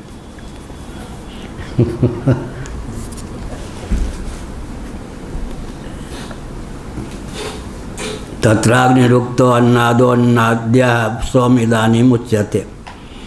अग्नि अन्नाद है, अन्न का भोक्ता, और सोम जो चंद्रमा है वो अन्न है। अन्न और अन्नाद, जो व्यक्ति स्वयं को अन्न और अन्नाद दोनों समझ लेता है, भोक्ता भी मैं ही हूँ, भोग्य भी मैं ही हूँ, वो अन्न दोष से लिप्त नहीं होता। तत्र अग्निरुक्तो अन्नादोन्नाद्यः सोम इदानीम उच्यते। अग्नि अन्नाद का वर्णन तो कर दिया गया, अब अन्न का, अन्नात्मक सोमात्मक अन्न का वर्णन कर रहे। अर्थ यत् किंचित इदम लोक आर्द्रम द्रवात्मकम तदरेतसा आत्मनो बीजात असृजत। अपने वीर्य से द्रवावस्थापन्न जल की रचना हिरण्यगर्भात्मक ब्रह्मा ने की। जो कुछ आर्द्र है, गीला है, द्रवात्मक, वह क्या है? जल है। ब्रह्मा के रेत से ही जल की अभिव्यक्ति हुई है, इसलिए जहाँ कहीं आर्द्रता है, गीलापन है, वहाँ समझना चाहिए कि सोम है, चंद्रमा है, जल है। रेतसा आपः इति श्रुतेः द्रवात्मकश्च सोमः। हिरण्यगर्भ के रेत से जल की उत्पत्ति हुई, उसके वीर्य से जल की उत्पत्ति हुई, यह श्रुति है। द्रवात्मकश्च सोमः, और जो चंद्रमा है वो द्रवात्मक है, माने द्रवावस्थापन्न है। यह चंद्रमा में जल की प्रधानता है। प्रकाशक भी है, पर शीतल प्रकाश देने वाला है, इसलिए चंद्रमा जल। यहाँ फिर जब रेतस यहाँ कहा है, श्रुति का वचन है, फिर हिरण्यगर्भ को यहाँ स्थूलोपाधि मानेंगे, सूक्ष्मोपाधि हिरण्यगर्भ।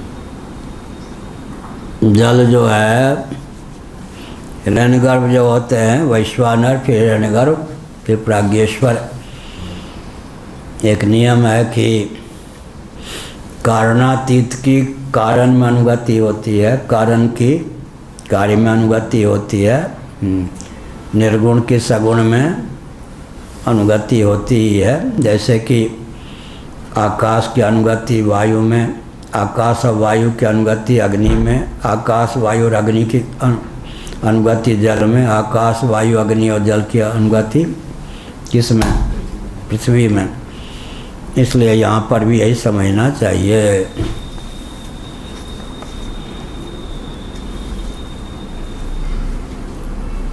वैश्वानर जो है, सामान्य रूप से लोग कहते हैं स्थूलोपाधिक, सामान्य भाषा है। सचमुच में तो कारण सन्निहित, सूक्ष्म सन्निहित, स्थूलोपाधिक हुआ। कारण कारणातीत भी है, तुरीय, फिर प्राज्ञ, फिर हिरण्यगर्भ या तेजस से संपन्न ही वैश्वानर होता है।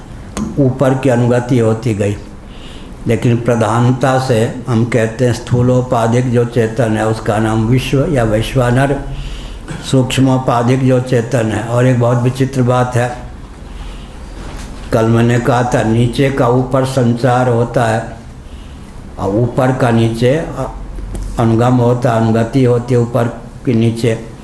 नीचा भी चला जाता ऊपर, ऊपर भी चला जाता नीचे। जैसे वायु तक, अब वायु ठंडी हवा चल रही है, धूल युक्त हवा है, तो क्या हुए? पृथ्वी के अंश रज को भी वायु ने अपने में आत्मसात कर लिया, संचार हो गया। और सर्दी लग गई तो जल का भी, जल ने भी क्या, जल को भी वायु ने अपने में आत्मसात कर लिया। लू लग गई तो वायु ने अग्नि को भी आत्मसात कर लिया। ठीक है, तो ये है, ऊपर संचार होता है, नीचे अनुगति होती है। ये हमने शब्द बनाया, वाक्य बनाया अपने ग्रंथ। लेकिन आकाश में वायुनिष्ठ स्पर्श नहीं है, वहनिनिष्ठ दाहकता नहीं है, आपोनिष्ठ जलनिष्ठ स्निग्धता नहीं है, पृथ्वीनिष्ठ क्या है गंध नहीं है, धूमिलता नहीं है, धूमिल नहीं है। इस प्रकार से वायु अपेक्षाकृत निरवयव है। उसमें चारों भूत निवास करते हैं, लेकिन आकाश जो है चारों भूतों उनके गुणों से अलिप्त रहता है। जब भूताकाश की यह महिमा है तो कैमुतिका न्याय से चिदाकाश की कितनी महिमा होगी। कितने आकाश होते हैं? भूताकाश, भावाकाश, गुणाकाश, चिदाकाश। कहाँ है सब लिखा? योग वासिष्ठ। भूताकाश ये पृथ्वी जल तेज वायु आकाश में आकाश। भावाकाश, गुणाकाश भी बोल देते हैं। अंत में चिदाकाश, चित स्वरूप आकाश।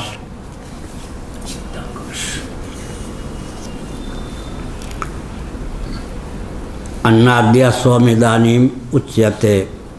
अब जो भक्ष्य है सोम, चंद्रमा, चंद्रमा की अनुकंपा न हो तो अन्न इत्यादि सुलभ ही न हो। सोमो भूत्वा रसात्मक।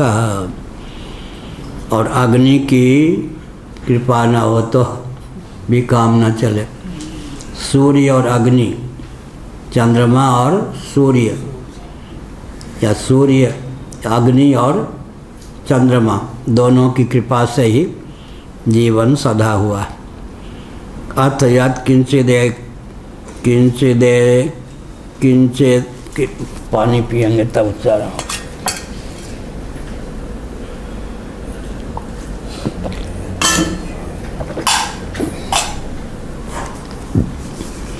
अथ यत् किंचिदेदम लोक आर्द्रम द्रवात्मकम तद रेतसा आत्मनो बीजात असृजत। संसार में जो कुछ नमी युक्त आर्द्र द्रवावस्थापन्न पदार्थ है, उस हिरण्यगर्भात्मा ब्रह्मा ने अपने रेत से, आत्मवीर्य से सबको उसने रचा। रेतसा आपः, इस श्रुति के बल पर भी यह तथ्य सिद्ध है। द्रवात्मकश्च सोमः, जो चंद्रमा है वो द्रवात्मक है, यह हुआ।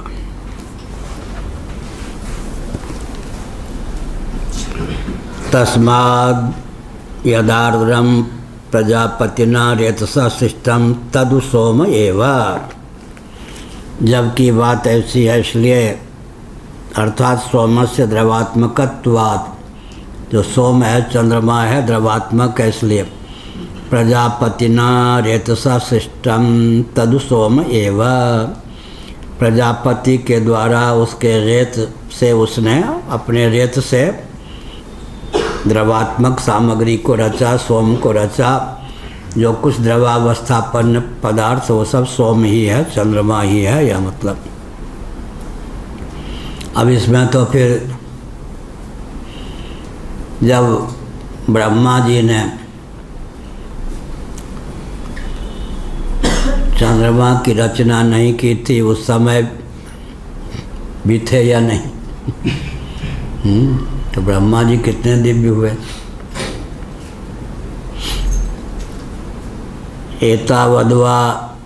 एतावदेव नातोधिकमिदं सर्वम। अधिक क्या कहें, अग्नि और सोमात्मक ही पूरा विश्व है। अग्नि और सोम का अतिक्रमण करके कुछ है ही नहीं। अग्नि सोमात्मकम विश्वम, अग्नि सोमात्मकम जगत। फिर अग्नि की लक्षणा हो जाती है परमात्मा में, सोम की लक्षणा हो जाती है माया में, प्रकृति में, प्रकृति और पुरुष। चंद्रमा का पर्यवसान किस में हो जाता है? प्रकृति में। सूर्य का पर्यवसान या अग्नि का पर्यवसान किस में हो जाता है? पुरुष में। अग्नि सोमात्मकम विश्वम, अग्नि सोमात्मकम जगत। तस्माद् यद् आर्द्रम प्रजापतिना रेतसा सृष्टम तत् उ सोम एव। प्रजापति के रेत से जो उत्पन्न हुआ वह सोम है। जो कुछ यहाँ पर नमी है, आर्द्रता है, उसको समझना चाहिए कि सोमात्मक है। एतावद्वा एतावदेव नातोधिकमिदं सर्वम, समाहार कर दिया, बस इतना ही सब कुछ है। अग्नि और सोम कौन से करंट होते हैं? दो, AC DC, हाँ वही दोनों, तब काम बनता है।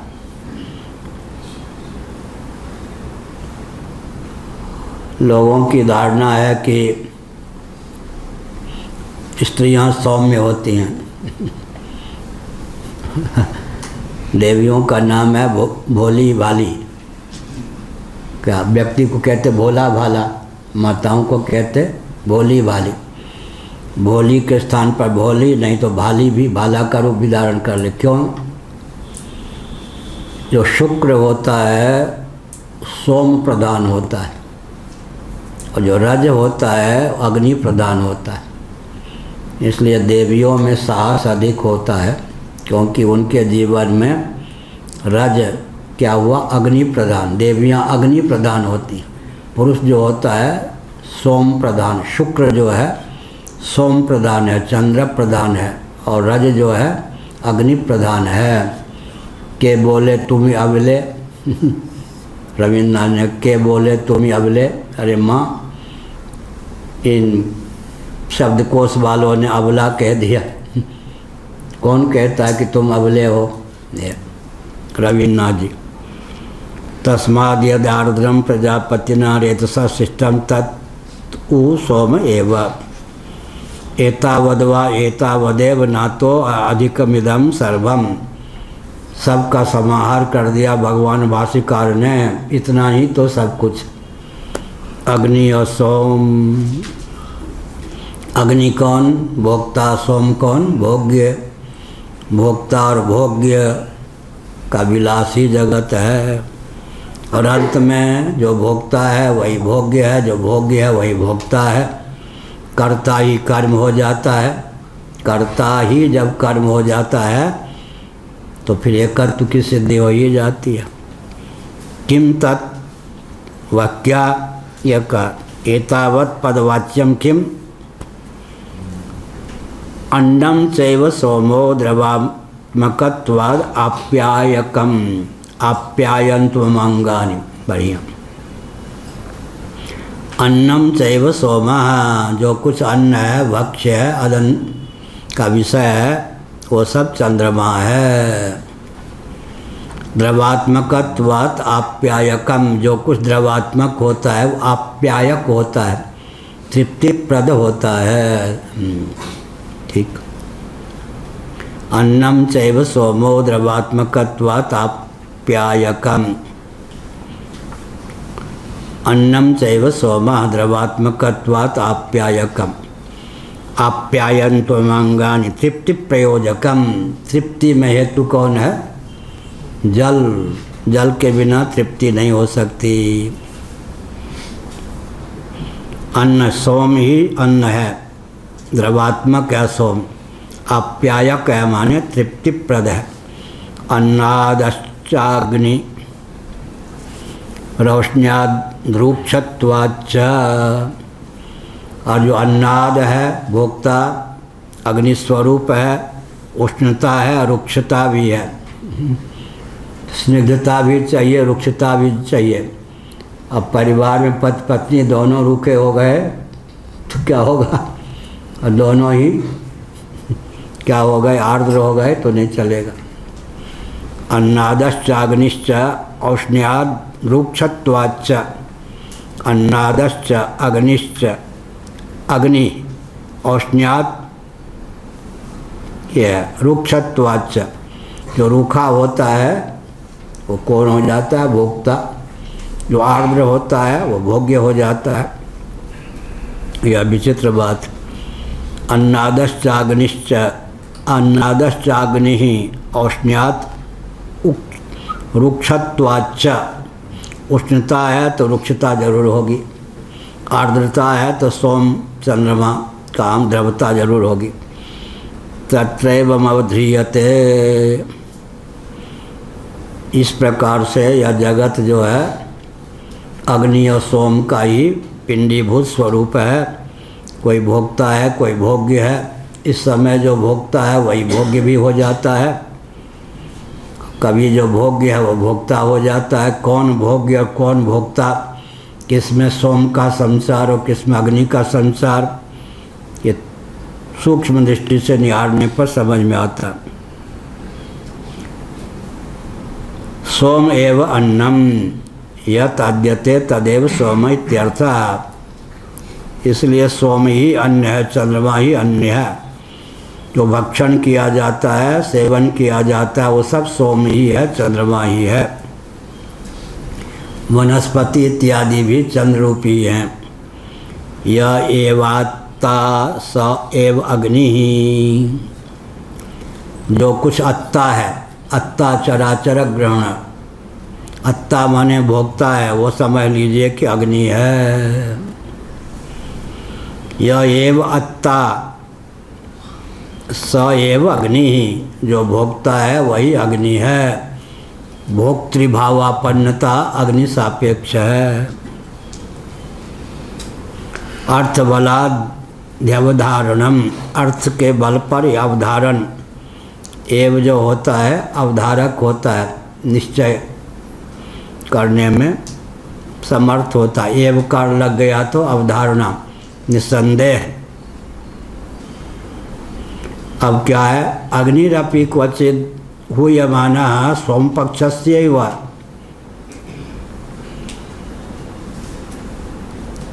क्वचित कभी कभी अग्नि भी हूयमान होकर, अगर अग्नि की आहुति दे दें तो सोम पक्षस्यैव, वह अग्नि सोमात्मक ही हो जाता है या हो जाती है, अग्नि तत्व हो जाता है। बहुत बढ़िया। अग्निरपि क्वचित हूयमान सोम पक्षस्यैव, कहीं अग्नि भी हवन कर दी जाए, हवनीय द्रव्य के रूप में अग्नि की उद्भावना हो, समझना चाहिए वहाँ भी अग्नि तत्व सोम ही है, चंद्रमा ही है। वायु रूप अग्नि में अग्नि रूप हवन सामग्री को होम देंगे तब क्या होगा, वहाँ पर कारण है कौन, प्रलय के समय क्या होगा, नीचे का ऊपर जाएगा। पृथ्वी का हवन, पार्थिव प्रपंच का हवन किस में होगा, पृथ्वी रूप अग्नि में। पृथ्वी रूप अग्नि का हवन किस में होगा, जल रूप अग्नि में। जल का हवन किस में होगा, किस में होगा, तेजो रूप अग्नि में। फिर तेजो रूप अग्नि का हवन किस में होगा, वायु में। तो इसका मतलब तेज भी, अग्नि भी हवनीय द्रव्य हम बना ही सकते हैं। जब हम बोलते हैं तब अग्नि में क्या हो जाता है, सोम की आहुति पड़ जाती। मनोनिष्ठ, मन के अधिदेव कौन है, चंद्रमा मन से हो जाता। उनके मन से चंद्रमा उत्पन्न, हमारे मन के अधिदेव चंद्रमा। क्या कितना अंतर हुआ। भगवान के विराट हिरण्यगर्भ चंद्रमा मन से हो जाता, उनके क्या हो गए, मन से चंद्रमा, हमारे मन के अधिदैव चंद्रमा। उनके अध्यात्म से जो अधिदैव उत्पन्न होता है हमारे अध्यात्म का अनुग्राहक हो जाता है। इस पर मनन करेंगे तो बढ़िया हुआ। चंद्रमा मन से हो जाता, भगवान के चक्षु से सूर्य की उत्पत्ति होती है, हमारे चक्षु के अनुग्राहक भगवान के अध्यात्म से अधिदैव की उत्पत्ति होती है। वो अधिदैव हमारे अध्यात्म के उद्भाषक होते हैं। ये सब विज्ञान को लेकर हम बिंदु दे रहे हैं।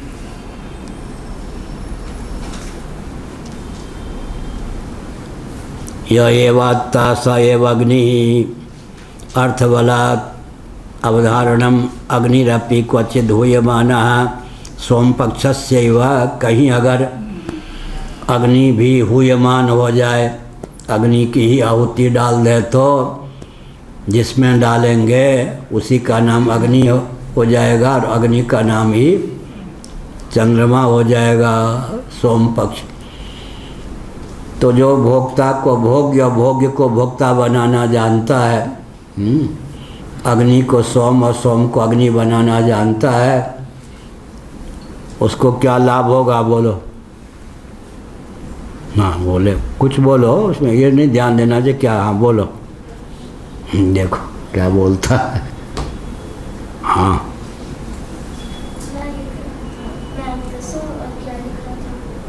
क्या कहा? मैं सुनाऊं क्या लिख रहा था? ठीक ठीक बैठ, चतुर भी है।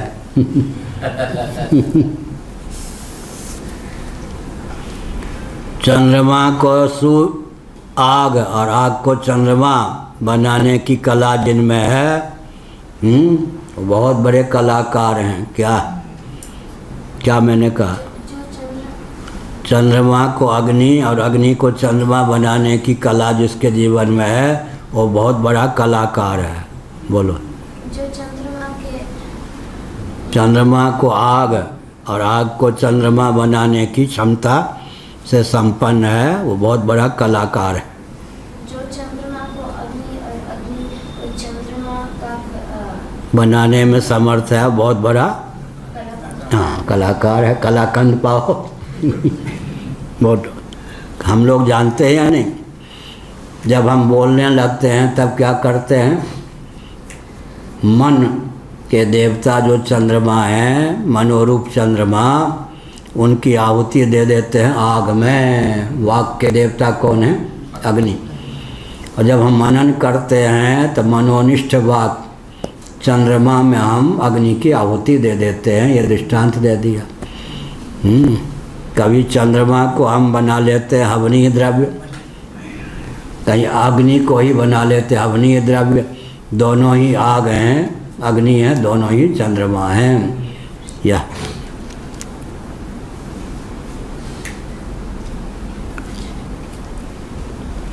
यह एव अत्ता स एव अग्नि, जो भोगता है वही आग है, अग्नि। अर्थबल से अवधारण, अग्निरपि क्वचित हूयमानः सोम पक्षस्यैव, आग भी कहीं हवनीय द्रव्य बन जाए तो सोम पक्ष का ही हो जाता है, अर्थात सोमात्मक हो जाता है यह आग। सोमोपि युज्यमानो अग्निरेव अत्रित्वात्, और सोम भी अगर हवन कर दें सोमात्मक पदार्थों को तो अग्नि में ही जाकर उसका विलय हो जाता है। अग्नि में भोक्तृत्व की सिद्धि हो जाती है, चंद्रमा में भोग्यत्व की सिद्धि। कभी वो भोग्य, कभी यह भोक्ता, कभी एक भोग्य दूसरा भोक्ता, कभी दूसरा भोक्ता पहला भोग्य। दोनों ही भोग्य हैं, दोनों ही भोक्ता हैं, दोनों ही चंद्रमा हैं, दोनों ही सूर्य हैं। एवं अग्नि सोमात्मकम जगत आत्मत्वेन पश्यन् न केनचित् दोषेण लिप्यते वा। यही स्थिति 15वें अध्याय के भाष्य में। एवं इस प्रकार अग्नि सोमात्मकम जगत, अग्नि सोमात्मकम विश्वम, अग्नि सोमात्मकम जगत, अग्नि और चंद्रमा रूप जगत को जो जानता है, विश्व को जानता है, उसको लाभ क्या होता है? केनचित् दोषेण लिप्यते ना, किसी दोष से लिप्त नहीं होता। भोक्ता भी मैं ही, भोग्य भी मैं ही, तो भोग किंग करता कहाँ से पलेगा? मैं ही अग्नि, मैं ही चंद्रमा, मैं ही भोक्ता, मैं ही भोग्य। दोनों रूपों में स्वयं को उल्लसित समझता है, वो किसी भी पाप से पर संश्लिष्ट नहीं होता। इसलिए कहा न केनचित् दोषेण लिप्यते, किसी दोष से लिप्त नहीं होता। भेद बुद्धि होगी तो लिप्त हो जाएगा। मैं भोगता हूँ या भोग्य है, पृथक पृथक देखेंगे, लिप्त हो जाएगा। अगर दोनों रूपों में मैं स्वयं ही हूँ तो क्या हो गया? भोग्य पदार्थ की किंकरता शांत हो जाएगी, और वो किसी भी प्रकार से क्या होगा, लिप्त नहीं होगा, किसी दोष से लिप्त नहीं होगा, निर्दोष रहेगा। अब शंकराचार्य बोल रहे प्रजापतिश्च भवति, वह देखने में मनुष्य होने पर भी, ब्राह्मण क्षत्रिय वैश्य स्त्री पुरुष कुछ होने पर भी साक्षात प्रजापति ही हो जाता है। चलता फिरता प्रजापति। ब्रह्मा हो सकते हो, प्रजापति माने ब्रह्मा। मनुष्य शरीर में ब्रह्मा हो सकते हो? कैसे बोलो? इस ज्ञान को जिसने धारण कर लिया, मनुष्य रूप में, बालक रूप में, बालिका रूप में दिखाई पड़ने पर भी वो प्रजापति हो गया। प्रजापति के जीवन में जो ज्ञान विज्ञान है वो जिसके जीवन में आत्मसात हो गया, अवतीर्ण हो गया, वो चलता फिरता प्रजापति ही हो गया। तो हमने क्या संकेत किया? जो हमसे टकराएगा चूर चूर हो जाएगा। किसी का मान वर्धन करना नहीं, क्योंकि सबको आत्मस्वरूप जानता है। ऐसा जो केवल पढ़ने पढ़ाने नहीं, इस प्रकार की निष्ठा जिसके जीवन में है, उससे कोई टकरा के सुरक्षित रह सकता है? नहीं रह सकता। इसलिए कहा मैं ही अग्नि हूँ, मैं ही स्वम हूँ, मैं ही भोक्ता, मैं ही भोग्य। दोनों रूपों में जो स्वयं को जानता है, प्रजापतिश्च भवति, वह किसी दोष से लिप्त नहीं होता, साक्षात प्रजापति हो जाता है। 1 करोड़ ब्रह्मा हो सकते हैं, 1 करोड़ व्यक्ति ने अगर इस ज्ञान को धारण कर लिया तो ये सब। इसीलिए तो रामराज्य, धर्मराज की प्रतिष्ठा थी। ऋषि मुनि चलते फुरते एक एक व्यक्ति ब्रह्मा होते थे, मतलब इस ज्ञान से संपन्न होते थे। अब एक ब्रह्मा तो 14 भुवनात्मक ब्रह्मांड को प्रकाशित करते हैं। अब एक देश में एक साथ कहीं 50 ब्रह्मा हो गए, माने इस ज्ञान विज्ञान से संपन्न हो गए, तो कितना उन्नत देश होगा।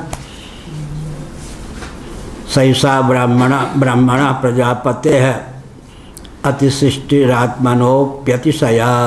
यह कहा, यह जो ब्रह्मा जी की सृष्टि है, अतिसृष्टि है, आत्मनोप्यतिशया, बहुत ऊंची बात है। ब्रह्मा जी की जो सृष्टि है वह ब्रह्मा जी से भी ज़्यादा करामात युक्त है। क्यों? आगे कहेंगे, शंकराचार्य लिखेंगे, ब्रह्मा जी तो धारणा के बल पर अशुभ को जला करके दिव्यता संपादन करते हैं, लेकिन जब वो दिव्यता से संपन्न हो जाते हैं तब जिसकी रचना करते हैं वो सृष्टा की अपेक्षा भी दिव्य हुआ या नहीं? क्या उदाहरण देते हैं, कोई व्यक्ति है खूब विद्या अध्ययन करके और प्रवचन करता है या पढ़ाता है, तो उसको जितना परिश्रम पड़ा, लेकिन उसने जिसको पढ़ाया या उसका वक्तव्य जिसने सुना, तो उस व्यक्ति ने अपने से योग्य बना दिया है ना एक प्रकार से। क्या हुआ? भोजन बनाने वाला जो व्यक्ति होता है, कितना कष्ट सह करके आग के पास रहकर भोजन बनाता, लेकिन भोजन करने वाला आह्लादित हो जाता, खीर पकौड़ी मालपुआ रबड़ी कचौरी। ऐसे ही कोई अध्यापक कितना परिश्रम करके विद्या अध्ययन करता है, लेकिन उस विद्या को वितरण कर देता अधिकारियों में, तो इसका मतलब अपने से योग्य बनाया या नहीं? उसने तो बहुत परिश्रम किया। ऐसे ही प्रजापति ने तपोबल से क्या किया?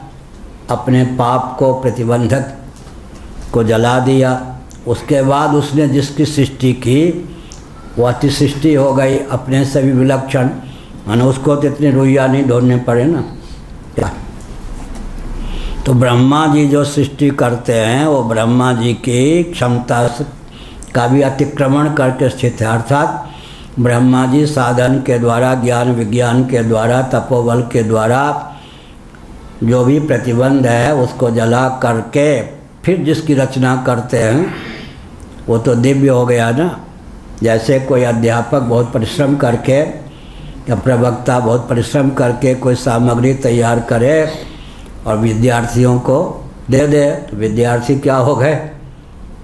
उनको तो परिश्रम नहीं करना पड़ा, केवल सुन के समझ लिया। इसलिए अति सृष्टि, ब्रह्मा जी जो है अति सृष्टि माने आत्मनोपि अतिशया, जो ब्रह्मा जी हैं वो अपने से भी चमत्कारपूर्ण सृष्टि की रचना करते हैं, यह अभिप्राय।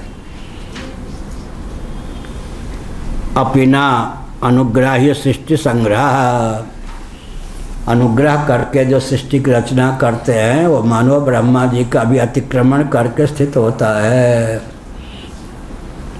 एक व्यक्ति चित्रकला में निपुण होने के लिए कितना परिश्रम करता है, उस परिश्रम के बाद अगर कोई चित्र बना देता है तो फिर चित्र में चमत्कृति हुई या नहीं।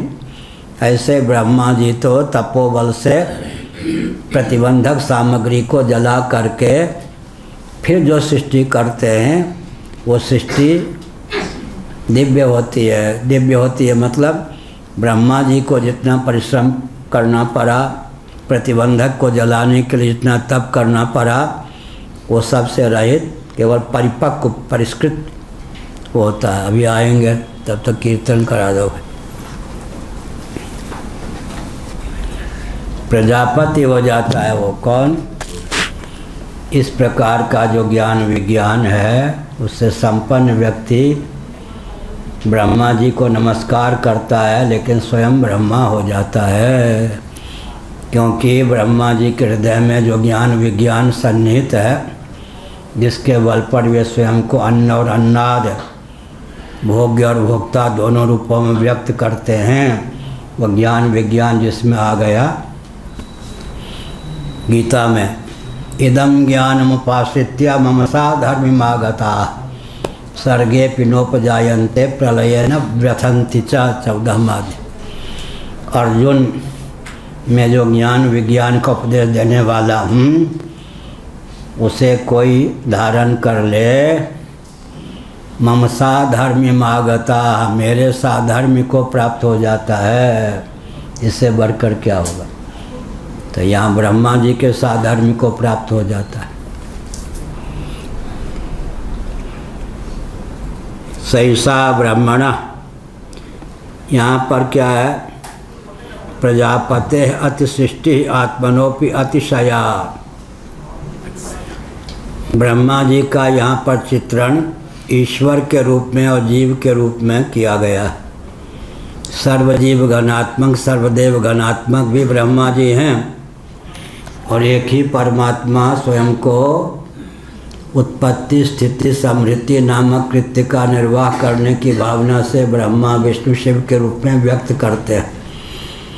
तो ब्रह्मा जी में जीव का लक्षण भी चरितार्थ होता है, ईश्वर का लक्षण भी चरितार्थ होता है। ईश्वर के लक्षण से लक्षित ब्रह्मा जी का वर्णन शास्त्रों में अधिक है। जीव भावापन्न ब्रह्मा जी भी होते हैं, लेकिन ब्रह्मा जी तपोबल से ज्ञान विज्ञान के बल पर प्रतिबंधक सामग्रियों को जला देते हैं। उसके बाद जो सृष्टि की रचना करते हैं, देवताओं का उद्भव करते हैं, वो क्या है? अति सृष्टि है, अपने से भी दिव्य, क्योंकि ब्रह्मा जी को तो इतने पापड़ बेलने पड़े। उसके बाद जो परिष्कृत ज्ञान विज्ञान हुआ, प्रतिबंध को दूर करने के बाद उस उज्ज्वल ज्ञान विज्ञान से संपन्न होकर जो सृष्टि की रचना करते हैं, देववृंद इत्यादि को अभिव्यक्त करते हैं, वो क्या है? अति सृष्टि। अर्थात व्यक्ति को क्या करना चाहिए? बहुत परिश्रम करके ऐसा काम करना चाहिए कि सामने वाले को उस परिश्रम से बच जाना पड़े, तो अति सृष्टि हो गई। उदाहरण के लिए भोजन बनाने वाले को कितना परिश्रम पड़ता है, आग के पास भी रहना पड़ता है, लेकिन रबड़ी कचौरी मालपुआ पराठा पूरी घेवर ये सब खाने वाले एकदम अति सृष्टि हुई या नहीं? बिना वो परिश्रम किए ही पा लेते हैं। इसी प्रकार से ब्रह्मा जी को तो प्रतिबंध को जलाना पड़ता है, उसके बाद दिव्यता की स्थिति में फिर जिससे की रचना करते हैं वह अति सृष्टि है, यह कहा।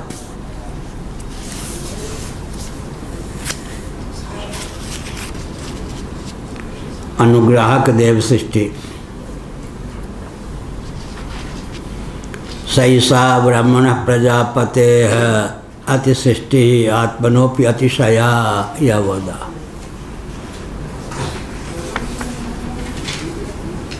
का सेत्याह, यही ना जी। उस सृष्टि भला है कौन, क्या? का सेत्याह यच्छ्रेयसः प्रशस्यतरान् नात्मनः सकाशाद् यस्मात् असृजत् देवांश तस्मात् देव सृष्टि अति सृष्टि ही। देवताओं की सृष्टि जो है अति सृष्टि है, क्योंकि ब्रह्मा जी ही देवताओं की सृष्टि करते हैं। ब्रह्मा कौन? आदिदेव हिरण्यगर्भः संवर्तताग्रे। तो ब्रह्मा जी तो प्रथम जीव हैं, सर्वजीव घनात्मक सर्वदेव घनात्मक हैं। वो प्रतिबंधक सामग्री को ज्ञान बल से तपोबल से भगवान की उपासना के प्रभाव से नष्ट कर देते हैं। उसके बाद वो देवताओं की रचना करते हैं। तो देव सृष्टि जो है अति सृष्टि है। अपने से भी चमत्कार पूर्ण का अर्थ क्या हुआ? देवता जो हैं उनकी उज्ज्वल कृति। उज्ज्वल कृति का अर्थ क्या हुआ? ब्रह्मा जी जब पूर्णता को प्राप्त हो जाते हैं उसके बाद देवों की संरचना करते हैं। पूर्णता की प्राप्ति के पहले वो प्रतिबंधक को जला देते हैं तप आदि के द्वारा। तो ब्रह्मा जी को तो बहुत पापड़ बेलना पड़ता है, तब ब्रह्मा हो पाते हैं पूर्ण रूप से। लेकिन ब्रह्मा होने के बाद जो देवताओं की संरचना करते हैं परिष्कृत ज्ञान विज्ञान के फलस्वरूप, इसलिए देव सृष्टि जो है ब्रह्म क्या है? अति सृष्टि। हर व्यक्ति को शिक्षा लेनी चाहिए कि अति सृष्टि अपने से भी उज्ज्वल, सामने वाले को उतना पापड़ न बेलना पड़े जितना हमको बेलना पड़ा। या कासेत्याह यच्छ्रेयसः प्रशस्यतरानात्मना सकाशात् अस्मात् असृजत देवांश तस्मादेव सृष्टि अति सृष्टि कथम पुनः आत्मनोतिशया सृष्टि इत्यतः। अब कहते हैं कि अति सृष्टि ब्रह्मा जी या प्रजापति अपने से भी उज्ज्वल सृष्टि की संरचना करते हैं। कैसे समझें? कौन है वो जो शिष्ट हैं? अथ यद्यस्मान् मर्त्यः सन्मरण धर्मा सन अमृतान अमर धर्म मीणो देवान कर्म ज्ञान वहिना सर्वात् नात्मना पापमना ओषित्वा असृजत तस्मात् यमति सृष्टि उत्कृष्ट ज्ञान से फलम इत्यर्थः। सार क्या निकला? इसी की व्याख्या शंकराचार्य ने की। यद्यस्मान् मर्त्या सन मरण धर्मा सन अमृतान अमर धर्मिणो देवान कर्म ज्ञान वाणिना सर्वात्, यह कहा। मर्त्य होने पर भी, अविद्याग्रस्त होने पर भी, ज्ञान के बल पर तपस्या के बल पर अपने प्रतिबंधक जीवन में उज्ज्वलता के अभिव्यंजन में जो प्रतिबंध उसको ध्वस्त करने वाले ब्रह्मा जी जब पूर्ण रूप से ज्ञान विज्ञान संपन्न हो जाते हैं तब देवताओं की संरचना करते हैं। कर्म ज्ञान वाहिना सर्वान आत्मना पापमना, ये जो कर्म और ज्ञान रूप वाहिनी के द्वारा माने अग्नि के द्वारा प्रतिबंधक सामग्री को जलाने के लिए क्या आवश्यक है? कर्म और ज्ञान रूप अग्नि। वेदादि शास्त्र सम्मत कर्म करेंगे तो उसका नाम भी अग्नि, और वेदादि शास्त्र सम्मत जो उपासना प्रसंगानुसार ज्ञान शब्द का प्रयोग उपासना के अर्थ में भी होता है, तो ये अग्नि है। हमारे जीवन में अशुभ को जलाने के लिए, दिव्यता के आधान के लिए कौन दो प्रकार की आग है? कर्म और ज्ञान। वेदादि शास्त्र सम्मत कर्म और ज्ञान का आलंबन लेंगे, उससे दिव्य कर्म और ज्ञान की अभिव्यक्ति होगी। यह है कर्म और ज्ञान को उन्नत करने के लिए, विकसित करने के लिए एक ही मार्ग है, वेदादि शास्त्र सम्मत कर्म और ज्ञान का आलंबन लेना। जो वेदादि शास्त्र सम्मत विधा से कर्म और ज्ञान का आलंबन लेते हैं, वही अपने जीवन में कर्म और ज्ञान को विकसित करने में समर्थ हैं। हम वेदादि शास्त्रों की दास्ता क्यों पालें? वेदादि शास्त्रों का अध्ययन अध्यापन क्यों हो? इसकी क्या आवश्यकता है? इसका उत्तर क्या देंगे? यदि आप कर्म और ज्ञान को उन्नत करना चाहते हैं तो आपके पास दूसरा कोई चारा नहीं। वेदादि शास्त्र सम्मत कर्म और ज्ञान का आलंबन लेकर ही पार्श्विक कर्म और ज्ञान से त्राण संभव है, अन्यथा नहीं। यह अर्थ हुआ। पार्श्विक कर्म और ज्ञान पर विजय प्राप्त करने के लिए वेदादि शास्त्र सम्मत कर्म और ज्ञान का आलंबन लेना पड़ेगा। वो कौन सा ज्ञान है?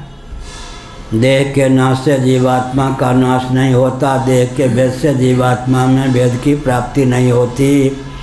वेदादि शास्त्र सम्मत कर्मकांड, उपासना कांड, ज्ञान कांड के निर्वाह के लिए कितनी पूंजी चाहिए? देह के नाश से जीवात्मा का नाश नहीं होता, देह के भेद से जीवात्मा में भेद की प्राप्ति नहीं होती। इस प्रकार की पूंजी जिसके जीवन में है, वही वेदादि शास्त्र सम्मत कर्म, उपासना और ज्ञान का निर्वाह कर सकता है। पूंजी देह के नाश से जीवात्मा का नाश नहीं होता, वही तो वेदादि शास्त्र सम्मत कर्म कांड, उपासना कांड, ज्ञान कांड में प्रवृत्त होगा। पूंजी इतनी चाहिए। और देह के भेद से जीवात्मा में भेद नहीं होता, इसमें इतना विशेषण कर दें कालक्रम से। अनादिकाल से अब तक हम में से एक एक जीव ने जितने शरीरों को शव बना दिया है, कदाचित अपने द्वारा त्यागे गए उन सब शरीरों का एक साथ दर्शन प्राप्त हो तो कोटि कोटि ब्रह्मांड एक एक जीव के द्वारा त्यागे गए शरीरों से पट जाएं। फिर बोलें, एक एक जीव ने, हमने अपने अनादिकाल से अब तक जितने शरीरों को शव बना दिया है, कदाचित अपने द्वारा त्यागे गए उन सब शरीरों का एक साथ दर्शन प्राप्त हो तो एक एक जीव के द्वारा त्यागे गए शरीरों से कोटि कोटि ब्रह्मांड पट जाए। बोलो, बढ़िया। देखो क्या बोलता है। मुझे शरीर बस याद। हाँ, शरीर मुझे याद। हाँ, क्या करें? केवल शरीर याद है। हाँ, केवल शरीर शब्द याद है। एक एक बंदे ने, जीव ने, जीव ने अब तक जितने शरीर को मुर्दा बना दिया, शरीर को मुर्दा बना दिया, कदाचित उस जीव को अपने मुर्दे बनाए हुए शरीरों का दर्शन हो तो करोड़ों ब्रह्मांड एक एक जीव के द्वारा त्यागे गए शरीरों से पट जाएं। बैठ। हाँ, ठीक है। क्यों? अनादि और अनंत में गणित की गति नहीं होती। क्या कहा? गणित की परिभाषा क्या होगी? अंक गणित की, गणे की गणना, अगणित की लक्षणा का नाम गणित है। बोलो सुरेश जी। अंक गणित की परिभाषा क्या होगी? गणे की गणना, काउंटिंग का जो विषय हो गणे, और अगणित की लक्षणा का नाम गणित है। एक एक जीव ने अनादिकाल से अब तक जितने शरीरों को सब बना दिया है, कदाचित उस जीव को अपने द्वारा त्यागे गए उन शरीरों का एक कालावच्छेदन दर्शन प्राप्त हो तो एक एक जीव के द्वारा त्यागे गए शरीरों से कोटि कोटि ब्रह्मांड पड़ जाएं, क्योंकि अनादि और अनंत में गणित की गति नहीं होती।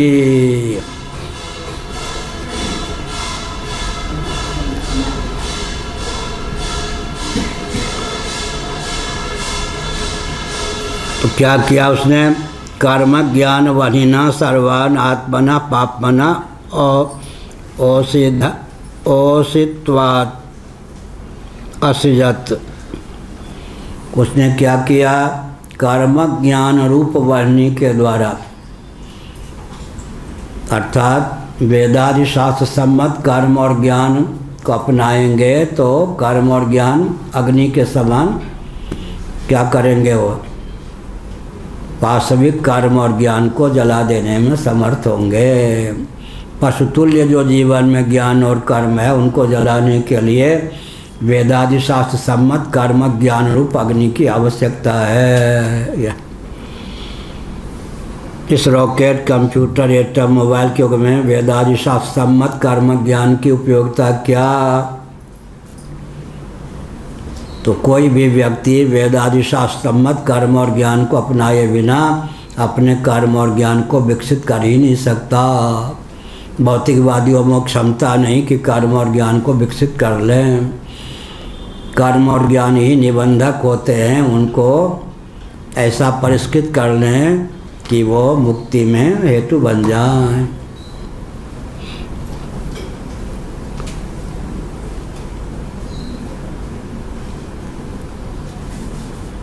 तस्माद यह मति सृष्टि हो गया। तस्माद एता मति सृष्टिम प्रजापते आत्मभूताम यो वेद सब एतस्या मति सृष्टियाम प्रजापतिर्भवति। इस प्रकार प्रजापति के उज्ज्वल ज्ञान और कर्म को समझकर अपने जीवन में जो उस दिव्य ज्ञान और कर्म को प्रतिष्ठित करता है वह प्रजापति ब्रह्मा के समान ही हो जाता है। प्रजापति वदेव सृष्टा भवति। लो प्रजापति के समान ही वो सृष्टा हो जाता है। कितनी क्षमता होगी उसमें, कितना ये सब ऋषि मुनि कितने कृपाल। प्रजापति के समान ही प्रजापति बने, ब्रह्मा के समान ही सृष्टा हो जाता है।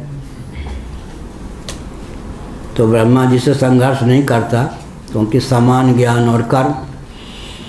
तो अगर वेदादि शास्त्र सम्मत कर्म तथा ज्ञान का आलम्बन लेंगे तो जिस कर्म और ज्ञान के बल पर ब्रह्मा जी सृष्टि की रचना करते हैं वही कर्म और ज्ञान हमारे जीवन में प्रतिष्ठित होगा तो कहने के लिए, देखने के लिए मनुष्य होने पर भी ब्रह्मा हो जाएंगे।